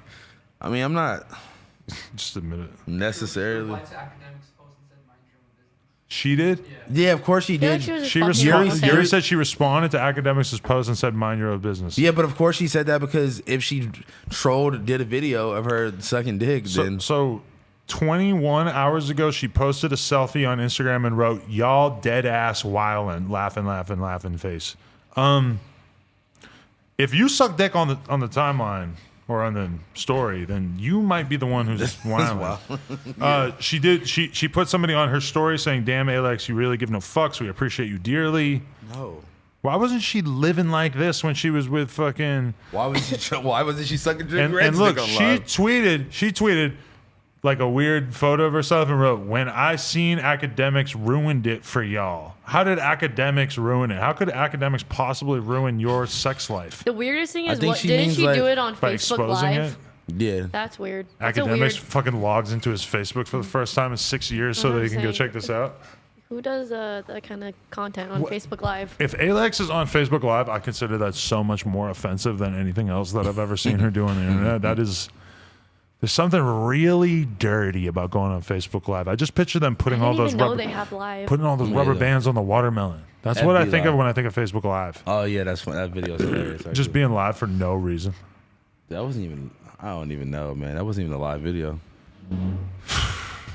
It's because Facebook was making everybody watch everything that was live for a while. Facebook was sending you like a letter in the mail, and they're like, "Yo, they're putting rubber bands on this watermelon right now. You definitely don't want to see this shit. It's a postcard. Like, be ready to get on live. You gonna want to see this for sure." I can't believe you don't know who Rio the Young OG is. Young Chop calls Cassidy, French Montana, and Meek Mill scary. Oh, our favorite word. What is the context on that? Because I saw Young Chop arguing with Jay Prince Jr. on Instagram Live, and man, that was a weird thing because it was so Chop is just trolling Jay Prince Jr. and Jay Prince Jr. is so a man of respect and like is not Young feeling Chop it at all. Trolling? It's very weird. You guys haven't seen this? No, I oh my god, it's like the personalities, the leveling of them just sort of like trying to diminish each other without getting out of character, but also trying to shit on each other. It's a master class in this sort of like, underhanded When was this? beefing. Yeah, what are they mad about? About a week ago. I'm not sure exactly. Why is Young Chop mad at everybody? Why is Young Chop? So Yuri says that he calls Cassidy, French Montana, and Meek Mill scary. Do you know why? Where? He didn't write down anything about it. We're going to have to look this up ourselves. What is this source? Academics posted on Instagram? Yeah. We're going to go to Academics' Instagram right now, and we're going to investigate this. Feel free to keep talking. We definitely don't care about this. Oh, yeah. Look at this. Young Chop calls Meek Mill a scary N-word. Really like that? Wait. Nah, that boy really scary like that, though. He is. Who I'm talking about. He really like that. Chop, I gotta get y'all out. Hey, nah, niggas talk that on the records, though. I ain't gonna lie to you. Chop, Meek Mills is not no scary nigga, man. The same with Cassidy. I ain't nothing. Listen, man, we talking about Meek Mills, man. What are you talking about? Same with Lil Wayne. That's a scary nigga. No, who's he talking to? Gilly the Kid? No. You can't put Meek Mills and Lil Wayne. Gilly the Kid. I'm telling you this, bro. I be around French Montana. But like Gilly the Kid was secretly recording this combo or something? It's on IG Live. It ain't secret. Scary. Scary. They scary. What is the context? I love how. But that's just how niggas talk from Chicago. Don't you love how Gilly the Kid has Barstool all up in the rap world all of a sudden? Because he's wearing a Barstool hoodie in that. That's hella random. He has a podcast on Barstool. I didn't know that. Oh, you out the loop. You out the loop. Gilly the Kid. Sorry. Gilly the Kid. Gilly the Kid. You don't know nothing about Gilly the Kid, huh? I had to get down on the ground. Get down on the ground. We got to go listen to all the old beef records with Wayne. That was a great time in rap. Do you remember Get Down on the Ground? Nah, that was his only fire song. Probably. I mean, I'm going to be honest with you. I probably would not know who Gilly the Kid was if it wasn't for the Wayne beef back in the day. It was pretty much. What is his podcast I thought he about? was signed to Cash Money at some point, wasn't he? I don't know if he was signing Cash Money, but he was like writing shit for Wayne and helping Wayne get better. That's why. And they attributed a lot of that to Gilly the Kid at that time. They're like, because Wayne went through a massive transformation as a lyricist over a couple year period there, and they were saying it was him. Yeah, but I'd say, oh, really? Like this like 6 foot, 7 foot Lil Wayne era? 6 foot, 7 like was foot. it like I don't know like exactly a milli? A milli? It was like before a milli, I think. Damn. That Gilly the Kid might have been helping him with some writing. When did Get Down on the Ground come out? Goddamn, 2008. So it was like it had to be around that time. Yeah. I don't know, but like I mean, like really, what is Young Chop saying when he says that Meek Mill and French Montana and them are scary? He just saying that they not really living like that, but they're rich and famous. Yeah, it's exactly. Like, wait, are you say. saying that you have more machine guns around you and that your homies are more down to kill somebody than they are? Okay. They're rich, fucking famous people. Like they don't have to run around. Like Meek Mill doesn't prove anything about it. Nothing about himself is verified if he shoots somebody. And also, I don't even understand what position is Young Chop coming from there? Because if anything, like Meek Mill, I mean, we know that the chasers don't move around lightly. Like if anybody's gonna get your ass fucked up in the rap game, we saw what happened to Safari. It could happen again. They about to just slap up Young Chop. I mean, I'm intimidated by them. Like, I'm not gonna fucking. I think Young Chop had homies and shit though. That's what I'm saying. But I mean, at the end of the day, yeah, listen, the Chasers got more money to move around crazy. And you know, at the end of the day, it has so much to do with money because it's like, That's all it has you to could do. be posted up in your crib with mad Dracos and shit, but at the end of the day, if you're a real tough guy and you're Meek Mill going to awards shows, icy as fuck, going everywhere, I mean, at that point, your security becomes like it's way beyond a couple of your homies having guns. It's a fucking whole thing. It's a whole operation. Just to be Meek Mill, the precautions that he got to move around with.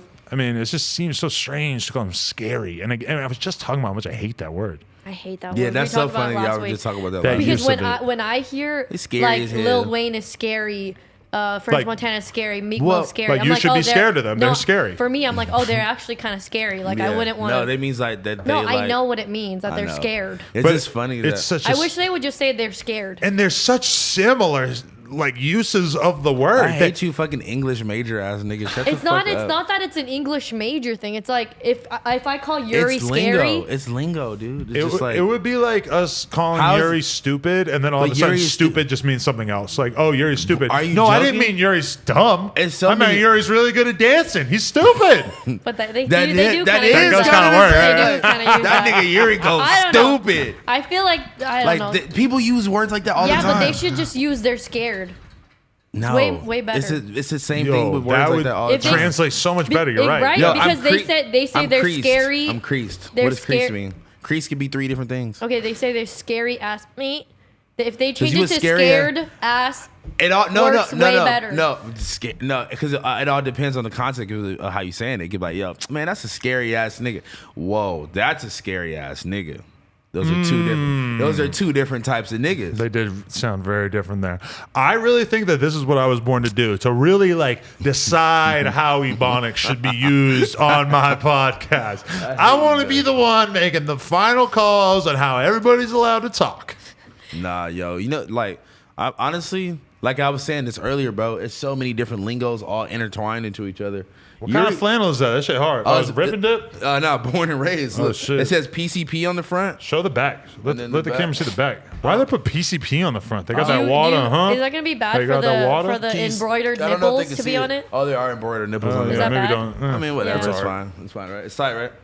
It's not a Shut guy. It's not a girl. It's a guy. It's a guy nipple. It's an embroidered guy nipple. Is it Shout out really? to my boy Ricky, man. He's probably watching this right now. He said he's been fucking with it. Shout out to Ricky. Shout out to Ricky. Shout out Born and Raised. You know what I'm saying? Shout out to the homies from Stolen Youth Co. for the hat. You know what I'm saying? I love how this is a segment on the show. Every Shout out to single time. Fendi. Shout out What to is- what Shout is- out to Who Fendi for dresses the you? jeans. I mean myself, nigga. Do you hit up Born and Raised and you're like, Shut up. oh, hey, give me Wait, some wait. clothes because Okay, I'm about like, to no, wear no, it no, on the no. show? Are you ready? This is the You see thing. the Fendi jeans? This is the thing. You're not a dick print. verified streetwear company Brand, brand unless unless Lil House want to ask you for gear. I didn't know that until Blasey told me that. Blasey was like, bro, Because you're you hit up certified. every single person. Or they hit me up. Today, man. I had the weirdest experience because I followed Snot on Twitter, and then I I know. immediately, boom, a DM pops up that I never saw before of him saying to interview Lil Toe. And for a second, I started to be like, is Snot the same person as Lil No, Toe? And then no, I remember that Lil Toe's white. And then that would probably, so Or probably like not. Or like Hispanic. He's not white, I don't think. Right, but because He's not a black dude. He though. definitely was saying the N-word. I hung out with Lil Toe mad times, and I never seen him Without like his the face. toe. I think I I've know, seen him with huh? the. Actually, No, no, but I he's- haven't. he wears the know. He's mask always now. very nice. He's a nice guy. I Yeah. went roller skating with him one time.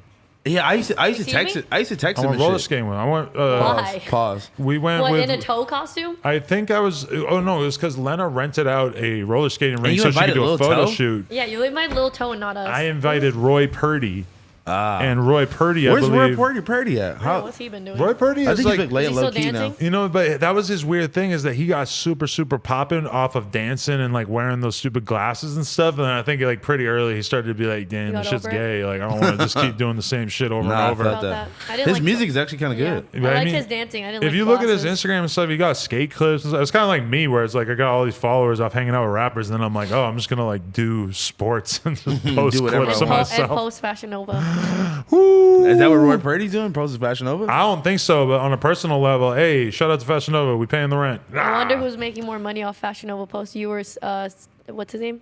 Skinny from the Not Nine. Skinny from the Nine. I was Yo, gonna call him what? 6ix9ine. Skinzo probably making more than me. Nah, I Skinny don't think from he's doing the them Nine. anymore. I think I'm they just canceled joking. him. I'm joking. I totally forgot that I was supposed to do a I be- Fashion Nova ad within the I be first 5 minutes forgetting of about this. him. Someone DM you something fucking so stupid about this 6ix9ine thing that you brought up. Oh, fuck. Saying what? that you're a fucking idiot. Yeah, and that you're an idiot. I can't believe he's like spreading misinformation. Yeah. About 6ix9ine. Oh, the Fashion Nova thing. Oh, I mean, it was like clearly a joke that you said that that they stopped fucking with him because he was a snitch or some shit. I was like, bro, that was like clearly a joke. I mean, but it is kind of true that they were endorsing him prior to him snitching. That's not why. And then he snitched, and then they decided that they didn't want him to endorse it anymore. Like they could have easily he just did. They gave him the check, and he just never. The video got shot up for. It was supposed to be a Fashion Nova ad in the song. And on social media. And on social media. Yeah, but I think he already did the social media part, though. That's my whole thing, though, is that if they really wanted to continue to work with him and he had not fulfilled the terms of the obligation, they would just be like, okay, they would wait? You think they would wait we gave you $250,000 for promotion. We're going to wait until you get out of jail, and then you can fulfill this obligation, right? They wouldn't have sued him. They don't want him to endorse Fashion Nova anymore. I think they just wanted their bread back, at least for right now, and then, salvage, keep the relationship for later. Let me tell you something. Business don't mean I don't fuck with you. I just need my bread back. Fashion Nova is a street brand. They got street hitters on deck. They might actually. You never know. You know, Fashion Nova don't fuck with snitches, man. They fuck with not Trippy. What's his name? With Drippy. Skinny. I don't see Blueface posting it anymore. That's like something you do when you first no, get it's hot. because what's the other brand? That's Boohoo. He's probably on the Boohoo men's.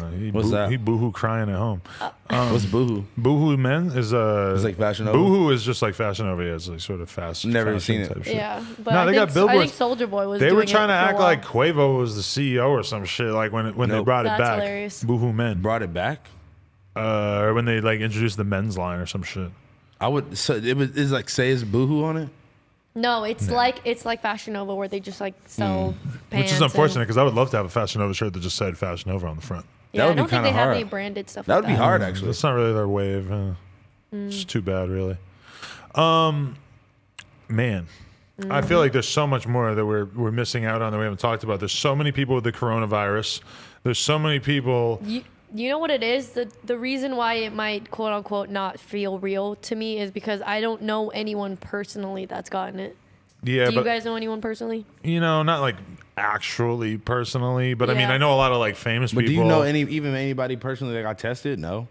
That's true. That's but I mean, I'm just saying, I know a lot of people who are like famous as fuck that I feel like I know. Like I feel like I know Idris Elba because he's famous as fuck, and I've been around him and not actually talked to him. Idris Elba Backstage at Wireless. I did not have the guts to say anything to him because he's on a different level of famous. I freaked myself out because at first I was telling my boy Jason, I'm like, yo, I'm gonna go up to him and just be like, yo, Stringer, I fuck with you.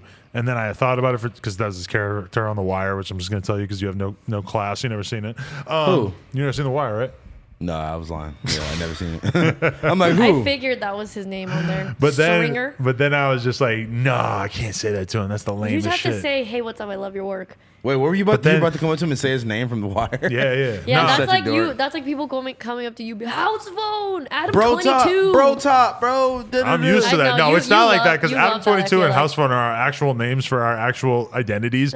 Stringer Bell was a drug dealing murderer that he played on a TV show one time, a long time ago. No, for many seasons. I know, but I'm saying like a long time ago though. But I freak myself out because in my head, it's annoying when people come up to me in public and say things to me that I've heard other people say to me like millions of times. God, and it's just that. It's not like annoying. It's just like, I just don't even really process it when somebody says. It's like that one specific random thing. Like, what was X like? What's Lil Pump like? Like people just say the most generic shit to me. What was it like when the guy put the gun in your face? What does Lena's booty taste like, or whatever they asked? If somebody said that to me in real life, I don't know what the fuck I would do. Bro, somebody said that to you on camera when y'all were like in Chicago. Chicago pop-up. And I just told them to fuck off. No, you were just like, he was just so, it was so unexpected. It was like y'all were already talking, and like I think you already like took the picture, already dapped him up, and then he was just like randomly just like, like I like jack off to you, and like I jack off to Lena all the time. Or like some people are really weird with that. How's Lena's pussy? Or like he just said some weird ass shit, and you were just like, yo, even though that would like offend me from a lot of people, I just have to like let it go in one ear out the other because it's just so lame that it's just like you just can't let them through. You can't let people break through to your like. You can't let them like get out of character just because they said something really cringy. You have to be willing to be like. Okay, keep moving. Also, I think he was just like some like young Hispanic fat kid, and you're just like exactly because if it looks like a grown ass man saying something like that to me, it's like I might really be mad as fuck and like swing on him. But when it's like because 12-year-old, I mean, like a little kid at the skate park the other day, like I love you and Lena's movies. He's like 12. I'm just like, oh no. That's so weird. Yeah. That's really gross. I'm like, what the fuck is going on? You're like hanging out at the fucking skate park about to do a bunny hop on the rail. I'm like, something is wrong here. I either need to not be here, not be making porn, or not talking to this kid. All of the above, maybe. I'm definitely not stopping the porn. I'm just getting started with that, bro. I'm a real professional out here in these mean streets, bro. I'm trying to really win. I want to win Porn Star of the Year. I hope not. Male Porn Star of the Year. I was thinking about it. I really hope not. Because I think it's based, the Pornhub category, I think it's based on popularity. Who gets the most searched all throughout the year. So maybe if I just take a whole year and just tell my fans every day to search my Pornhub. That's really fucking weird. Because you can't imagine, like, there's probably only a couple of dude porn stars that are really getting searched on Pornhub. That's probably not true. There's probably all kinds of dudes who are getting searched. But there's probably only a couple that are really getting huge numbers. So you want that doesn't never mind. I think it'd be fun. You want your fans to watch you? No, not if they're underage. If they're of age, yes. Watch me. Do you want people that you know to watch and jack off to you? Totally indifferent, to be honest with you. I don't care at all. So interesting. You're an interesting individual. If I found out the house phone had jerked off to my porn, whatever. Yuri said that he did. No, I didn't. He said he saw it, right? He said he watched the whole thing. I saw a thumbnail pop up. He saw a thumbnail pop up. You watched the preview of the thumbnail? No. You're sus. Bruh. You're sus. I can tell you're lying, by the way. I need the streets to fuck with me when my anal scene with Riley Reid and my girl comes out, because that scene right there just made me be like, I'm doing this, bro. Like, I'm good at this. I like doing this.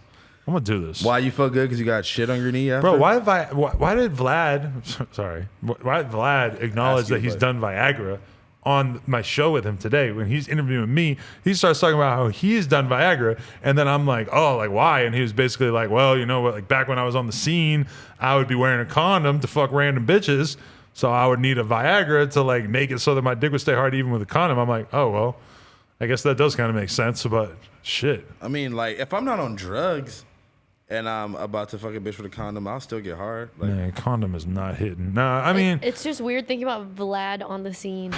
I know. He's talking about fucking like a bunch of bitches in a week and shit. I'm like, goddamn, really? You be fucking a whole bunch of hoes? Damn. Vlad. Jeez. You're really Vlad's definitely probably buying pussy for sure. Nah, Vlad, he's settled down. No, I'm saying he was probably buying pussy. I can't prove that. I don't know.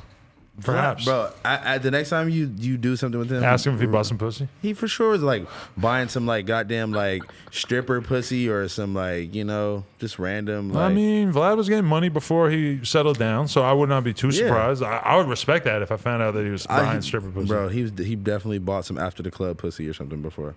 Shit, that's hard. No, but you know what he told me is that his Rich the Kid interview did like unbelievably bad views. Damn. Like how bad? He didn't have good enough titles? I don't know. He didn't drop it into 18 parts? I wonder what they talked about. He did. Well, part of the problem is that Rich the Kid wore this crazy mask, so you can't understand anything he's saying. He's already kind of a tough person to understand. Yeah, I was like telling Vlad, I'm like, you know, don't feel too bad. Go watch my Rich the Kid interview.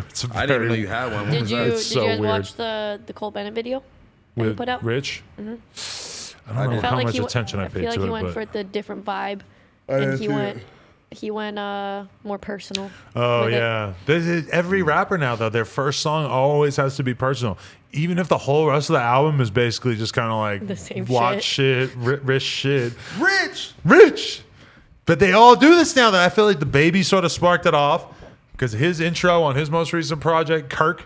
Starts getting all intimate about his dad and all this shit. It's like that really actually made me feel like, oh my god, like the growth on this project. But then all the rest of the songs were like not like that at all. Shit, Megan did it on her new project. I feel like it's like everybody knows they got to have that intimate opening song, and then they can choose to like fall back a little bit on the whole rest of it. Which song was the intimate opening song for? I don't know. She's talking about her mom dying and shit on the first song. Right, like, it's really sad. Yeah, same similar thing to the Baby. I was gonna say they came up around the same time in both. You think they fucked low key? I would love that. Well, I mean, I was very small that's compared not to her. what I was gonna say at all. I was gonna say something that their parents both passed away, which was really sad. As soon as their career started popping off, Yeah, they definitely. Oh yeah, that's facts. Yeah. They probably have that to talk about. Okay. Talk so about random. that, losing a loved one. I was thinking that they would be a cute couple. Listen, He's so much smaller than her. They couldn't be in public together. I was gonna say, is he smaller than her? Yeah. I was gonna say this song fucking these You niggas think her prayed and on my Jeezy's a better downfall. couple? Oh god. I can't even get a sentence off. Wow, Fuck you hear that? Yeah, You're trying Kim, you have to to pay on my respect the house downfall. phone. I'm the also house too phone high to even combo. try to like keep Okay, fighting it. okay, go. What were you saying? I'm off the perk. I don't remember Are honestly. you really? Yeah. Are you really? Yeah. Come on. It's a fucking Tuesday. Twerk is I mean, Well, I like, guess every day is a Saturday right now. that's what I'm saying. Like I've been trying to relax, you know.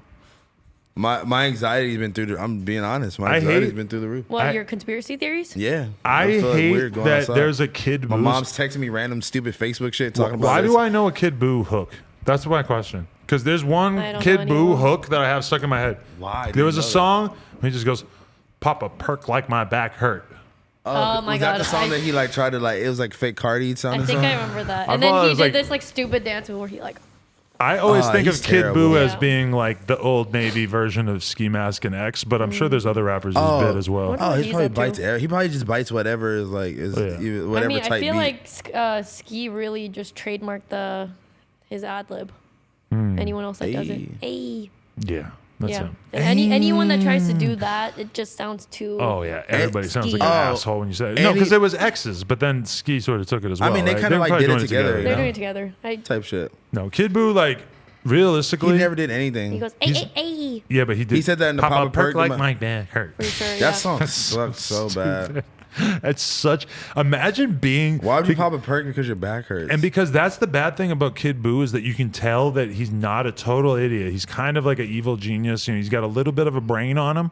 But then what ultimately manifests from that? I didn't say I was on Pop a 30. a perk like my back hurt. By the way, I didn't say I was Come on a on. 30 because a perk 30 isn't even a perk. That doesn't even exist. That's an Oxycontin. People who do perks be like, I'm on. Literally. everybody who does perks always says this. I'm on a little 10. We good. I'm not on. I took a 10 before. Yeah, 10 is I regular. don't think I've ever been on a 30.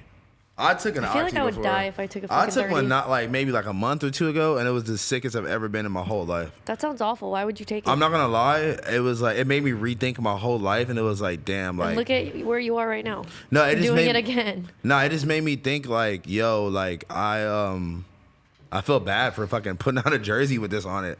Really? Because I was But you're so, taking it again. I took a 10. I didn't take a I didn't take an Oxycontin. People who do. Like a People who perk do. 10 jersey. A perk 10 and an Oxycontin is two different things. Way I completely. mean, I don't know. Bro, I you could- put them all in the same category. Perks. Nah, man, it's not though. I love when I go into a place and there's like a perk program. Subway perks. The perk expert. You know, or expert. like Quizno perks. I'm like, y'all got perks now? That's tight. Nah, drugs are garbage though. Stay away from drugs. Drugs are though. bad for you. No, definitely stay away from drugs. For But sure. Oh my God, saw Bass someone almost Bass Savage die. was live. Bass Savage was live with this little kid, and he was like, "Hey, like you." He was like, Excuse "How me? old are you?" He's like, "I'm 12." He's like, "You ever done a perk?" He's like, "A perk." He's like, "Yeah, I want you to." He's like, "I want you to go to your mom, tell her you feeling sick, tell her to get you a perk 5." shut up. Fuck, why did he delete it? Fuck. Oh, that's right here. Are you sure? What? How old are you?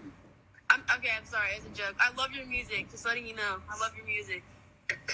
Yeah, but how old are you? 14. Man, what the hell you doing up this late? I don't know. I woke up at like 8. I don't know. Man, you need a perk. A perk? Yeah. I don't know. Funny. Tell your mama to go to the Walgreens and get you Aight. a perk. Since you a little younger, tell her to get you a perk 5. Now you feeling real good, my boy. All right, cool. I'll get you one too. All right, bet. I got you. I'll get you one too. All right, see ya. Telling a little kid to go ask his mom for perks. That's pretty funny. I'm not gonna lie. Why he look like Ryan Beckford? Bro, that shit is funny. I don't care. That was obviously a joke, but that was so funny. Bro, can I just say that there's some unbelievable DJ Small Eyes titles that have been coming out lately over on the DJ Small Eyes 2 channel. DJ Small Eyes too. But do you know what I mean? Like he has the most ridiculous fucking titles on YouTube, and I know I always talk about it, but I'm gonna find some good examples. DJ Small Eyes, yeah. Yeah. He has some really crazy. Look at this one. Bankroll Freddy. P tell me that all the time. like talking about P from QC. But it's just like P. P tell me that all the time. Like what? That, there's no quotes. There's barely any like punctuation at all. There's another really good one too. Look at D Sway. They be like, I'm too skinny, but getting money though. What the fuck? What the fuck does that mean? It gets worse, right? That's because you're supposed to. Okay. Baby youngin', they always clown me because of my hair. And it's like a Mexican kid with a crazy ass bowl cut. His bowl cut's not even. Oh wait, it is kind of crazy. Wait, that's kind of a good title, though. I feel like. Yeah. Okay, that's an alright one. My favorite one, the like most some old ones he be having to be crazy. Oh my god, this is the worst one by far. Lil Migo doesn't believe Lil Uzi Vert haven't had sex in 2 years. Not hasn't. Haven't. Lil Migo doesn't believe Lil Uzi Vert haven't had sex in 2 years. That's kind of cool to be like anti, like, no, like I'm so cool that like I'm not even fucking you bitches right now. No, but that is what Uzi said, and that's what he's acknowledging or what he's talking about, but it sounds so retarded. That's hard if Uzi actually hasn't fucked No, but anybody. my favorite one, there's a girl, I think her name is Callie Cass, and he titled his interview, Callie Cass reveals what high school she went to. Like, okay, bro. What am I going to do with this information? Like, you just told me right there, the whole video. I feel like I know of a lot more high schools than the average person because of the BMX and the skate thing. I say the average person knows about almost no high schools. No random high school except for the high school they went to and the other high school that was like across the street from that high school. Look at this. Lil Migo, female driving 6 hours for his D. That one's kind of funny. That's a good. I hope that's a good story. So he just takes random quotes from like. He got "I'ma fuck with you" kid. In yes. there? Okay. This is the best one. It's the picture of Lil Esco and Rob the Playboy, who's like his right hand man, and it says Lil Esco 28 on Rob the Playboy. This man's so ugly though. It's a 30-second clip of him just 36 seconds. This nigga so ugly. This man's so ugly though. That's honestly a great clip. Why did I do a share for share with Lil Esco today? Oh, I didn't know that's what that was. I saw you posted him with like a good hair, like a little haircut. He hit me up. He goes, share for share. I'm like, let's get it, bro. Someone actually sent me that before. Like, what is it called? The S for S or something? Yeah, you didn't know what it meant? I didn't know. I was like, what the fuck is that? Because, bro, Lena does it with girls, and she's gotten so many followers off of it. But you think Lil Esco's gonna get you hella followers? I mean, he got the same number of followers as me. But that's what I was thinking because listen, if you want to really do the share for share thing and get a lot of followers, this is what you got to do. You got to get like, because there's all kinds of like Instagram model girls I know and shit. But if I made like a 15-second clip that had like my greatest moments, like a bunch of wacky shit, like me and Lil Pump being buddy, me fucking, like, hey, whatever. Look at my buddy here, Lil House my cool friend. So you're making like a dedicated share for share montage video. Well, I just think that would be the most effective thing if doing the share for share is like, if you had sharing a picture is not really gonna. Right? Because I sent him like from my share for share coming from Lil Esco, I sent him a picture of me and Lena and I got my shirt off and I'm wearing the cowboy hat and she's like practically naked. I figured that might work. I didn't. I think they follow Lena. This wasn't Don't a shit. tag her. Yeah, facts, right? Follow me to get to her. Well, they say that to get people to actually go and do things that you tell them to do is you have to actually tell them to go follow. Right. Go follow, blah, blah. You can't just post a picture and tag. I do that so much that it's facts. It's just This wasn't maxed it out. This wasn't a share for share, but my boy Il Chris posted like a just every moment that he's had from his rap career from like the last couple years. In one or as like separate on the story? It was like on his on a post and it was like different slides of like just different like rant. Like it was like 12 slides. I wonder how Il Chris is. Maybe he's reminiscing. How is Il Chris holding up with the coronavirus? I hope he hasn't faced any prosecution from the people in his community or anything. Like we're hearing a lot about Asian people being abused and attacked and scrutinized. Kim, any update? Any harassment? No, thankfully not. That's a good reason for you to stay in the house. My mom says that we're gonna get sprayed so you don't get abused. I mean, the only like notable thing I've noticed as an Asian American person is when I went to 7-Eleven, I started coughing a little bit, and everyone was pretty scared of me. Someone said Soldier predicted coronavirus when he made "Kiss Me Through the Phone." Cam girl ate the dog she used to have SMH. I hate our chat. They said Alik's video on the hub. Is it already on Pornhub? Like, what is the argument against that being on Pornhub? Because obviously there's no like license for them to have it on there, but at the same time, I mean, it's not like it was filmed without her consent. Like, she filmed it. It's a house phone. You itching, bro? He is. Papa, perk like my back hurt. My fingers, they itching for that paper. My fingers, they itching for that paper. I'm riding around the city and I got my calculator. I'm a motherfucking monster when it come down to that paper. Hey, you know that song? It's a really old Future song. Oh, Future. Yeah. Told my grandma I don't need a bed. I'm sleeping on the floor. A bed, not a bled. A bled? Tell my grandma I don't need a bled. I hate when random syllables come out of my mouth that I don't approve of. It's not the worst feeling. I know, right? It definitely fucked it up too. I feel like it happens more as I get older, which kind of scares me. That means your like brain is like just unwiring. Oh my God, I feel like my brain is deteriorating. I feel like you don't even smoke kush. I know. That's good. I think it's from like doing drugs early on, past, like when I was like 16. Dude, telling you, you know, because we're like developing then. Yeah. That's why I'm like, This is honestly the most retarded I've been on an episode in a while, guys. I'm sorry. I'm very out of it right now. I would like to take a perk for the podcast just to see how I hold up. Like if I'm acting weird or anything. I think I just been fucking stressed out. You are kind of itching. I'm stressed. My hair is just dry, honestly. I just bleached and like haven't put anything in. I love how the chat will routinely think that I'm on like cocaine. Like, yeah, they'll just be like, Adam is so obviously on coke in this episode. Or like if we just start yelling or some shit, it's like we're just passionate, bro. Sorry. I'm just getting into it. If I was on coke, you'd see me yelling about some shit without it making any sense. But listen, it would just be out of nowhere. They said that about Post Malone, though. They thought he was off the shits.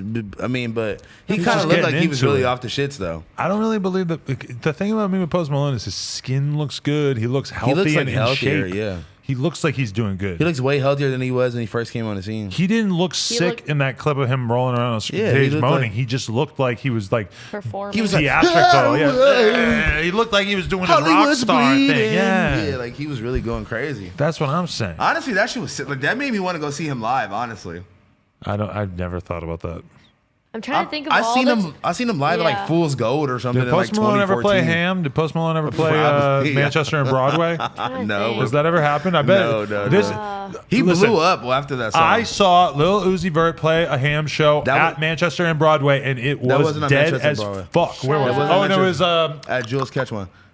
It was at Jules Ketchwan on Pico, and that was my first show that I ever performed at too. Was at that show opening for Uzi. Yes, bro. Wow. Listen, let me break. Uzi had not blown up at that point. No, yet. but like Love Is Rage 2 had just came out, and it was at the big room. It wasn't the small room. Oh, okay. It was I Don't Know Jeffrey's first LA show. Black Cray, the whole Goth Money played. Yeah. Chris Travis played. Yes. And then during the DJ set, like just random DJ set before Uzi came on, Adam Goes Ham just plays my one song that wasn't even out yet. Gives me the mic. I perform. Yes. And then, is it Trapping Off the House Phone? No, this is like my first song I ever recorded ever. Off the house phone. And then if you have some Pokemon cards, give it to me. Wow. How does the lyrics go? I think I remember thinking in that scenario. I think I remember thinking like, random dude? No, I was like, oh, that guy raps. Oh, I knew you. But you know what's funny? I was talking to Koo today, and we were talking about how we were at Agenda in like 2015, some shit like that. And you can't. I was like telling him like, oh, that dude has a podcast. Like by this time, like you had only like interviewed like Ian Connor and like a couple of people by then. And I think you end up coming up to us and you were giving out cards. You had a no jumper card. No jumper sticker with a list of everybody I had interviewed on the back. I swear to God. Because it was like, in my head, it's like if I give this sticker out and it says it's a podcast and I interviewed Ian Connor. And it's on YouTube, and Puya and Xavier Wolf and all these different people, I'm like, if I give that to somebody, like, they're going to go check it out. I would check it out. You know? And it was like at Agenda and it was like, you know, like that's what people were doing. But that's funny because I didn't even like, I knew of you, but I didn't know you yet. It's just funny because look at you, street marketing. But at that time, it still didn't really work because I'm just so not the kind of person that's gonna walk up to everybody like, here, take my sticker from my podcast. Right. So I had them all, and I did give some out, but it definitely I'm sure that most of those did not even get given out. I don't even know.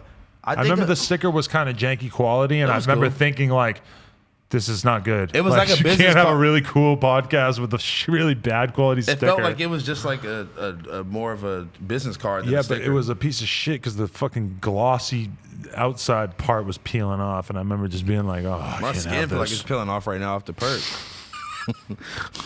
I used to say cool all the time, and he always give me a Xan. Maybe like twice. But he told me about that. Ruined my life. Give me a Xan, ruined my day.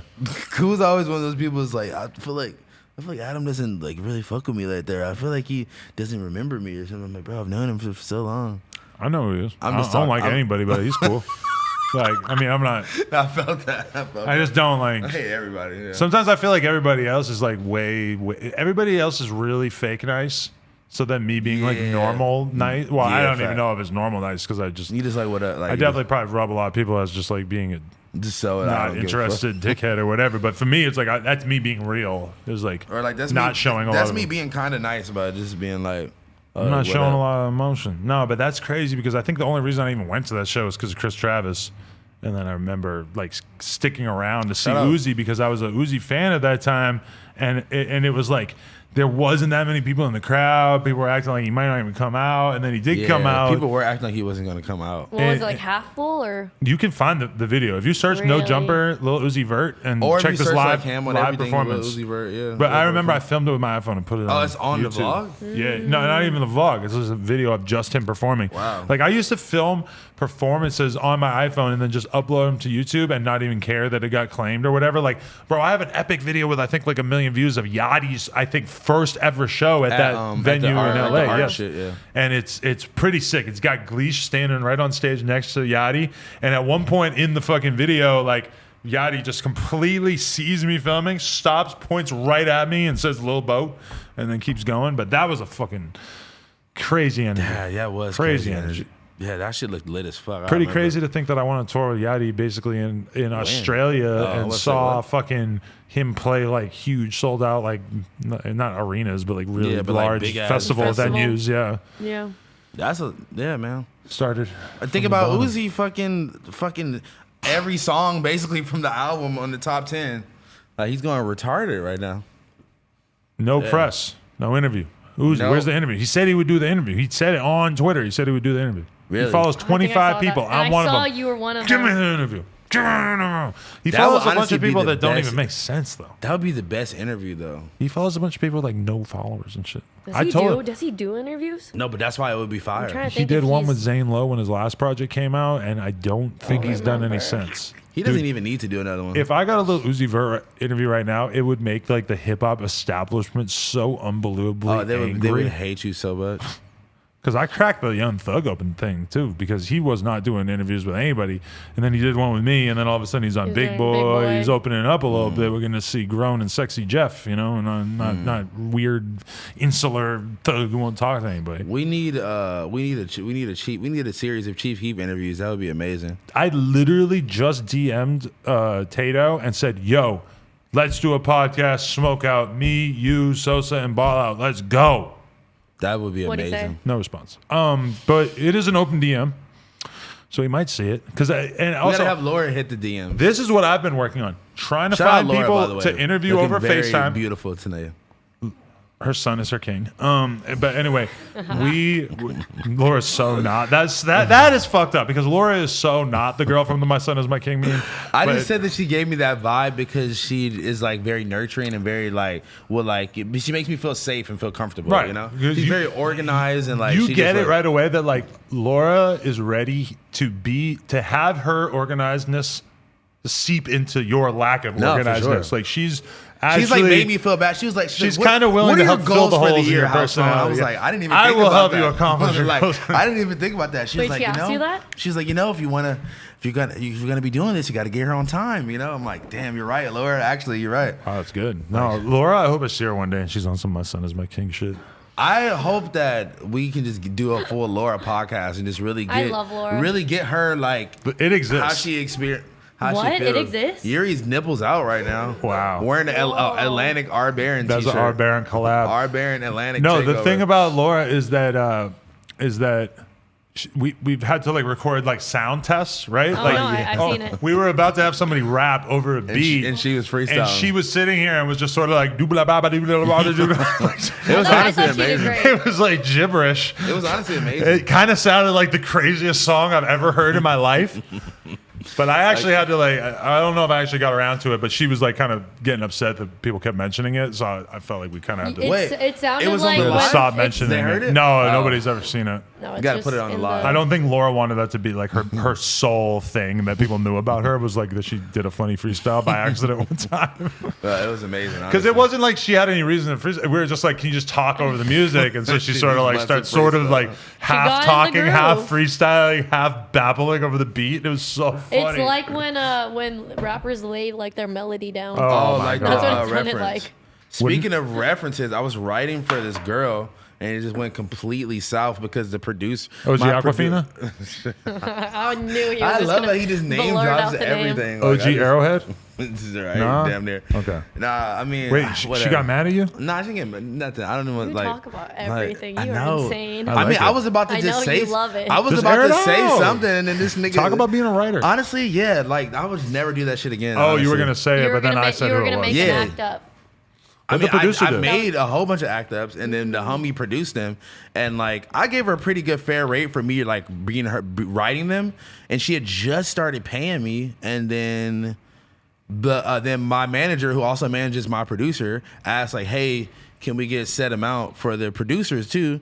And then they just like completely backed out of the whole thing, and I was just like, "All right." Like I've been working on these songs for months, like recorded these references, been to the studio with you to like teach you how to record it and all that, and then y'all just not gonna pay me, and then just gonna back out and say, "Oh, we don't want the songs anymore," because we asked to pay the producer too. That sucks. I mean, I feel like it could have even been a discussion that maybe I could have even like worked it out and paid him out of some of my money that I was even getting, but it was just like no, y'all asking for too much. Like people are just hella unprofessional. I didn't mean to say. I wasn't about to say the name and all that. This nigga is so extra. I hate this Yeah, I nigga. mean, no, I'm just saying though, This like nigga's you. stupid. Well, Adam and her. Fuck it, who cares? Yeah. Love each Honestly, other. now I'm team fuck her. So You're gonna who be cares? spending Fuck the it. rest of your life being like, damn, I I would wish I never was do on the that OG Aquafina Hell train no, I early. would You're gonna be never. hurt for life. You're gonna be like Rich the Kid, Yeah, I mad think that you you're- didn't sign Uzi. I think you're hurt. You're gonna be hurt for life when she goes crazy. I'm gonna be hurt Rap crew. when I don't have a person who's so close to the camp, so that I won't be able to hear the behind the scenes anecdotal drama. Fucking expose. I just want to be a part of this surefire rise to the top by any means possible. I was just trying to make some little easy bread, and I did all this work, and like, okay. The thing Never with trust me, a white person. I was Lesson learned. really about to That's say that. literally what he started tweeting. Because white women do these things where they like try to like come at people for basically like on some Carol shit. Was her name Carol?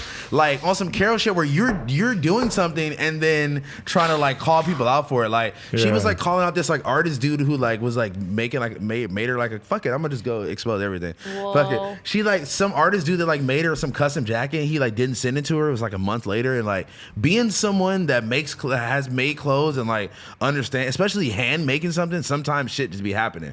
And she like, you know, she just be like trying to call people out and shit. And it's like, bruh, you just literally had me work on these songs for months, had just started paying me in like small ass increments, and then pulled out last moment because we asked to pay the producer. Like, fuck off, bro. So yeah. I mean, That's why you just can't fuck with these bitches that don't really got their business together and shit, man. I mean, you need we on business moves 2020. Yeah. I'm high as shit. I don't give a fuck, bro. Fuck it. I like you it. said the name, so I'm gonna just say it. Fuck it. Fuck her. I mean, I Fuck think her. you're Fuck gonna the be missing manager. out. Fuck everybody. She's going to the top, How about bro. I don't that? know She's what going happened, to the gutter. so- She's going up. She's Anyway, going top, so and if any you're gonna be stripper, hurt. if any stripper girls want these songs, let me know because I got some bangers and I will sell them easy to you. I like Give us the. a little bit of the hook. Oh, wait, so Oh, man. is she not gonna use your reference tracks She anymore? can, or I'm gonna sue the fuck out of them. Ooh, I like that. But I want to say feel this. like that's I gonna like. cost more I will money now. listen to every song she ever puts out for the rest of the time. For your bars. Listening for every bar. Like And Leak that the is- reference tracks. That'll I show. don't give a fuck. Hit up Funk Flex and have him leak the reference tracks. academics. I'm gonna give it to Say Chief. Well, and then you're gonna get- DJ Small. I'm gonna do a DJ Small Eyes interview about how I wrote the song. She's Drake and you're Quentin Wow. Miller. You're gonna Or two legs. You're gonna Or get like- beat up at the Nike store. Oh, it's going fucking- down. He almost got beat up at the OVO store for saying fuck Drake. Oh, I did. I was getting bit. Shut up. I was in the car, but They chased him. Shut up. He drove What by the happened? OVO store and said, hey, fuck Drake. 3 big ass dudes run after him, they right? ran after our car. Where's the It was me and, OVO me store? and La Brea, Tiesto's right? brother. Me and Tiesto's brother are like just driving down La Brea. I just yelled out, "Fuck Drake!" and these niggas chased us out of the. But we was in a car. Like, I what was are they gonna say, do? Yeah, you're in a car. It's just funny to That's me because hilarious. I But can this one imagine did, they like, actually ran out of the store and chased us. like my Jesus employees Christ. outside my store and you drive by and say, hey, fuck out 22, they're going to be like, oh well. Bro, these niggas Whatever. ran. I can't imagine Bill or I saw anyone huge running. graffiti outside of the store that says Adam 22 is not racist. That's fire. I don't know where that You came got to think from. about it though. There was nobody in the store. We really slowed the fuck. We didn't like just drive by. We like slowed down. I like You really basically banged got on. out the car like, yo, fuck Drake. Like, you know, it was like totally trolling them. You off a Xan or something? No, you I filming was it? just- No, that's the thing, bro. I'm so random sometimes, and like I just think to do random stupid shit that I don't even think about recording it. Or like, okay, so I'm in the Uber, right? We drive past. It's a wedding in Koreatown, right? Like they're coming out of the church. They're Like all the on the coronavirus sidewalk. strikes again. No, this was You don't look at me. No. This was like a month ago, maybe. So this is before it got really crazy. Pre-corona. No, it wasn't pre-corona. It was going around. We just didn't know it. Pre-pandemic. Yeah. So look, PP. so we're driving by, and I'm like, what the fuck did I say? We're driving by, and I yelled out like, "Make sure you get that motherfucking prenup." But At a funeral? no, not a No, funeral. at I'm a a wedding. wedding. A Oh, my wedding. bad. But I didn't record it, so I'm in the Uber, and the Uber's dying laughing. Right? I'm like, yo, I gotta record it. Turn around. Let's go back. And I made the Uber turn around, and I yelled it out again, and someone yelled "nigger" back at me. Really? I hate you. God. No, but they I were hate that. thinking- That's always your punchline. They were thinking it though. They were like, "Oh, you fucking Holy shit, you just broke the conversation. I was like, what? dick." You broke the For conversation. real? You broke the internet. Bro, Vlad was just asking me about that. He's like, how you feel about Yellow Wolf just using the What? N-word? What did he- Wait, you don't with know? the ER? Oh, yeah, because that's... With the ER. That's why Royce the 5'9" has beef with Yellow Wolf is because dummy. it's like a producer or like somebody that Royce is affiliated with went to go do something with Yellow Wolf, and Yellow Wolf is just dropping the N-word, hard R, and then when... Was he explaining this? I don't get it. Like, I don't what- know, but I'm pretty sure he wasn't like, you know, it was an offensive usage of it. And then when Royce... It don't matter any usage of it. Right, yeah. but Royce's boy said something about it, and then Yellow Wolf was basically like, "Hey, if you want to, this is down south. You want to get used, you got to get used to it. If you want to be around down here, buddy." Whoa. What? That's the basic version of what was said. Was the dude I black that heard. he told us to? Yes. No way. Listen, Yellow Wolf using the N word at It's all not- is it's like, not- I don't know yeah. what the fuck thought process is going on in his head. But then I for mean, a black dude to say something, and then you're just like, get used to it. Welcome to That's down some south, extra buddy. shit. That's a whole different level right there. They said talk about Alex. We already did. We already did. We're already trying to Scroll find out what back, that top guys. about. Who's she dating? Who cares? Why? Literally, who like, cares? We should do a top test podcast. Get some top. We both get some top. We just top talk about test. it. Honestly, that's kind of fire. I mean, that's a great idea. We I probably think, got yeah. enough top to similar top to fucking, you know, What? Yeah, I can see this- cross-reference. No, I don't think we should have girls in that have already given us head and just ask them what it was like because they're probably Years ago. I just don't. Nah. Go ahead. Um, I got Perks hit me up. Somebody said Yo. Yellow was always off to me. Get Hakeem back. Talk about Yuri. talk about What do you want to say about Yuri?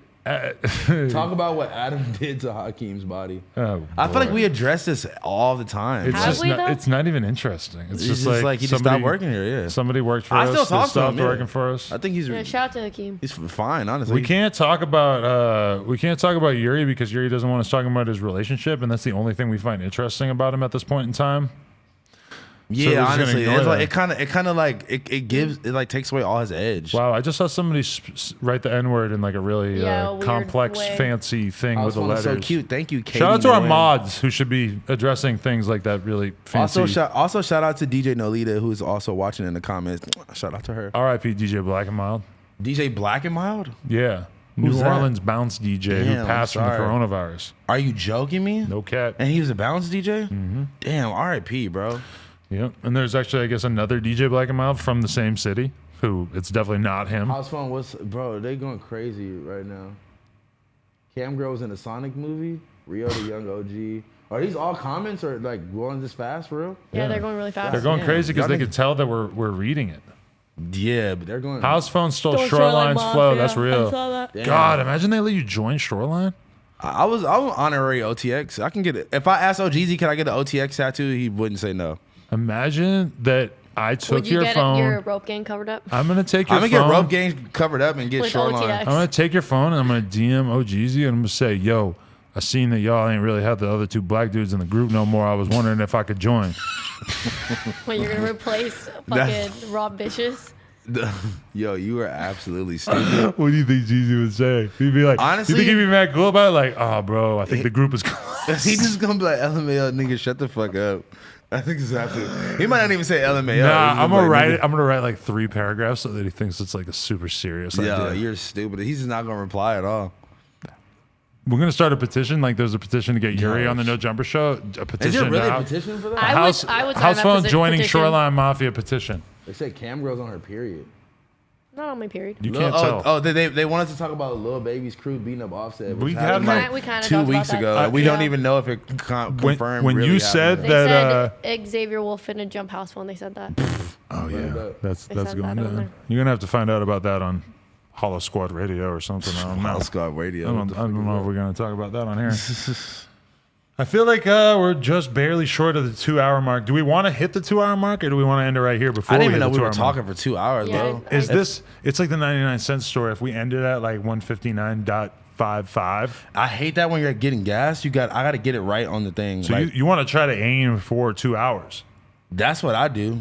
If I'm a do, I think we can bullshit Yuri, for what? like another minute. Yuri, you could see the actual exact time. like you better. 58.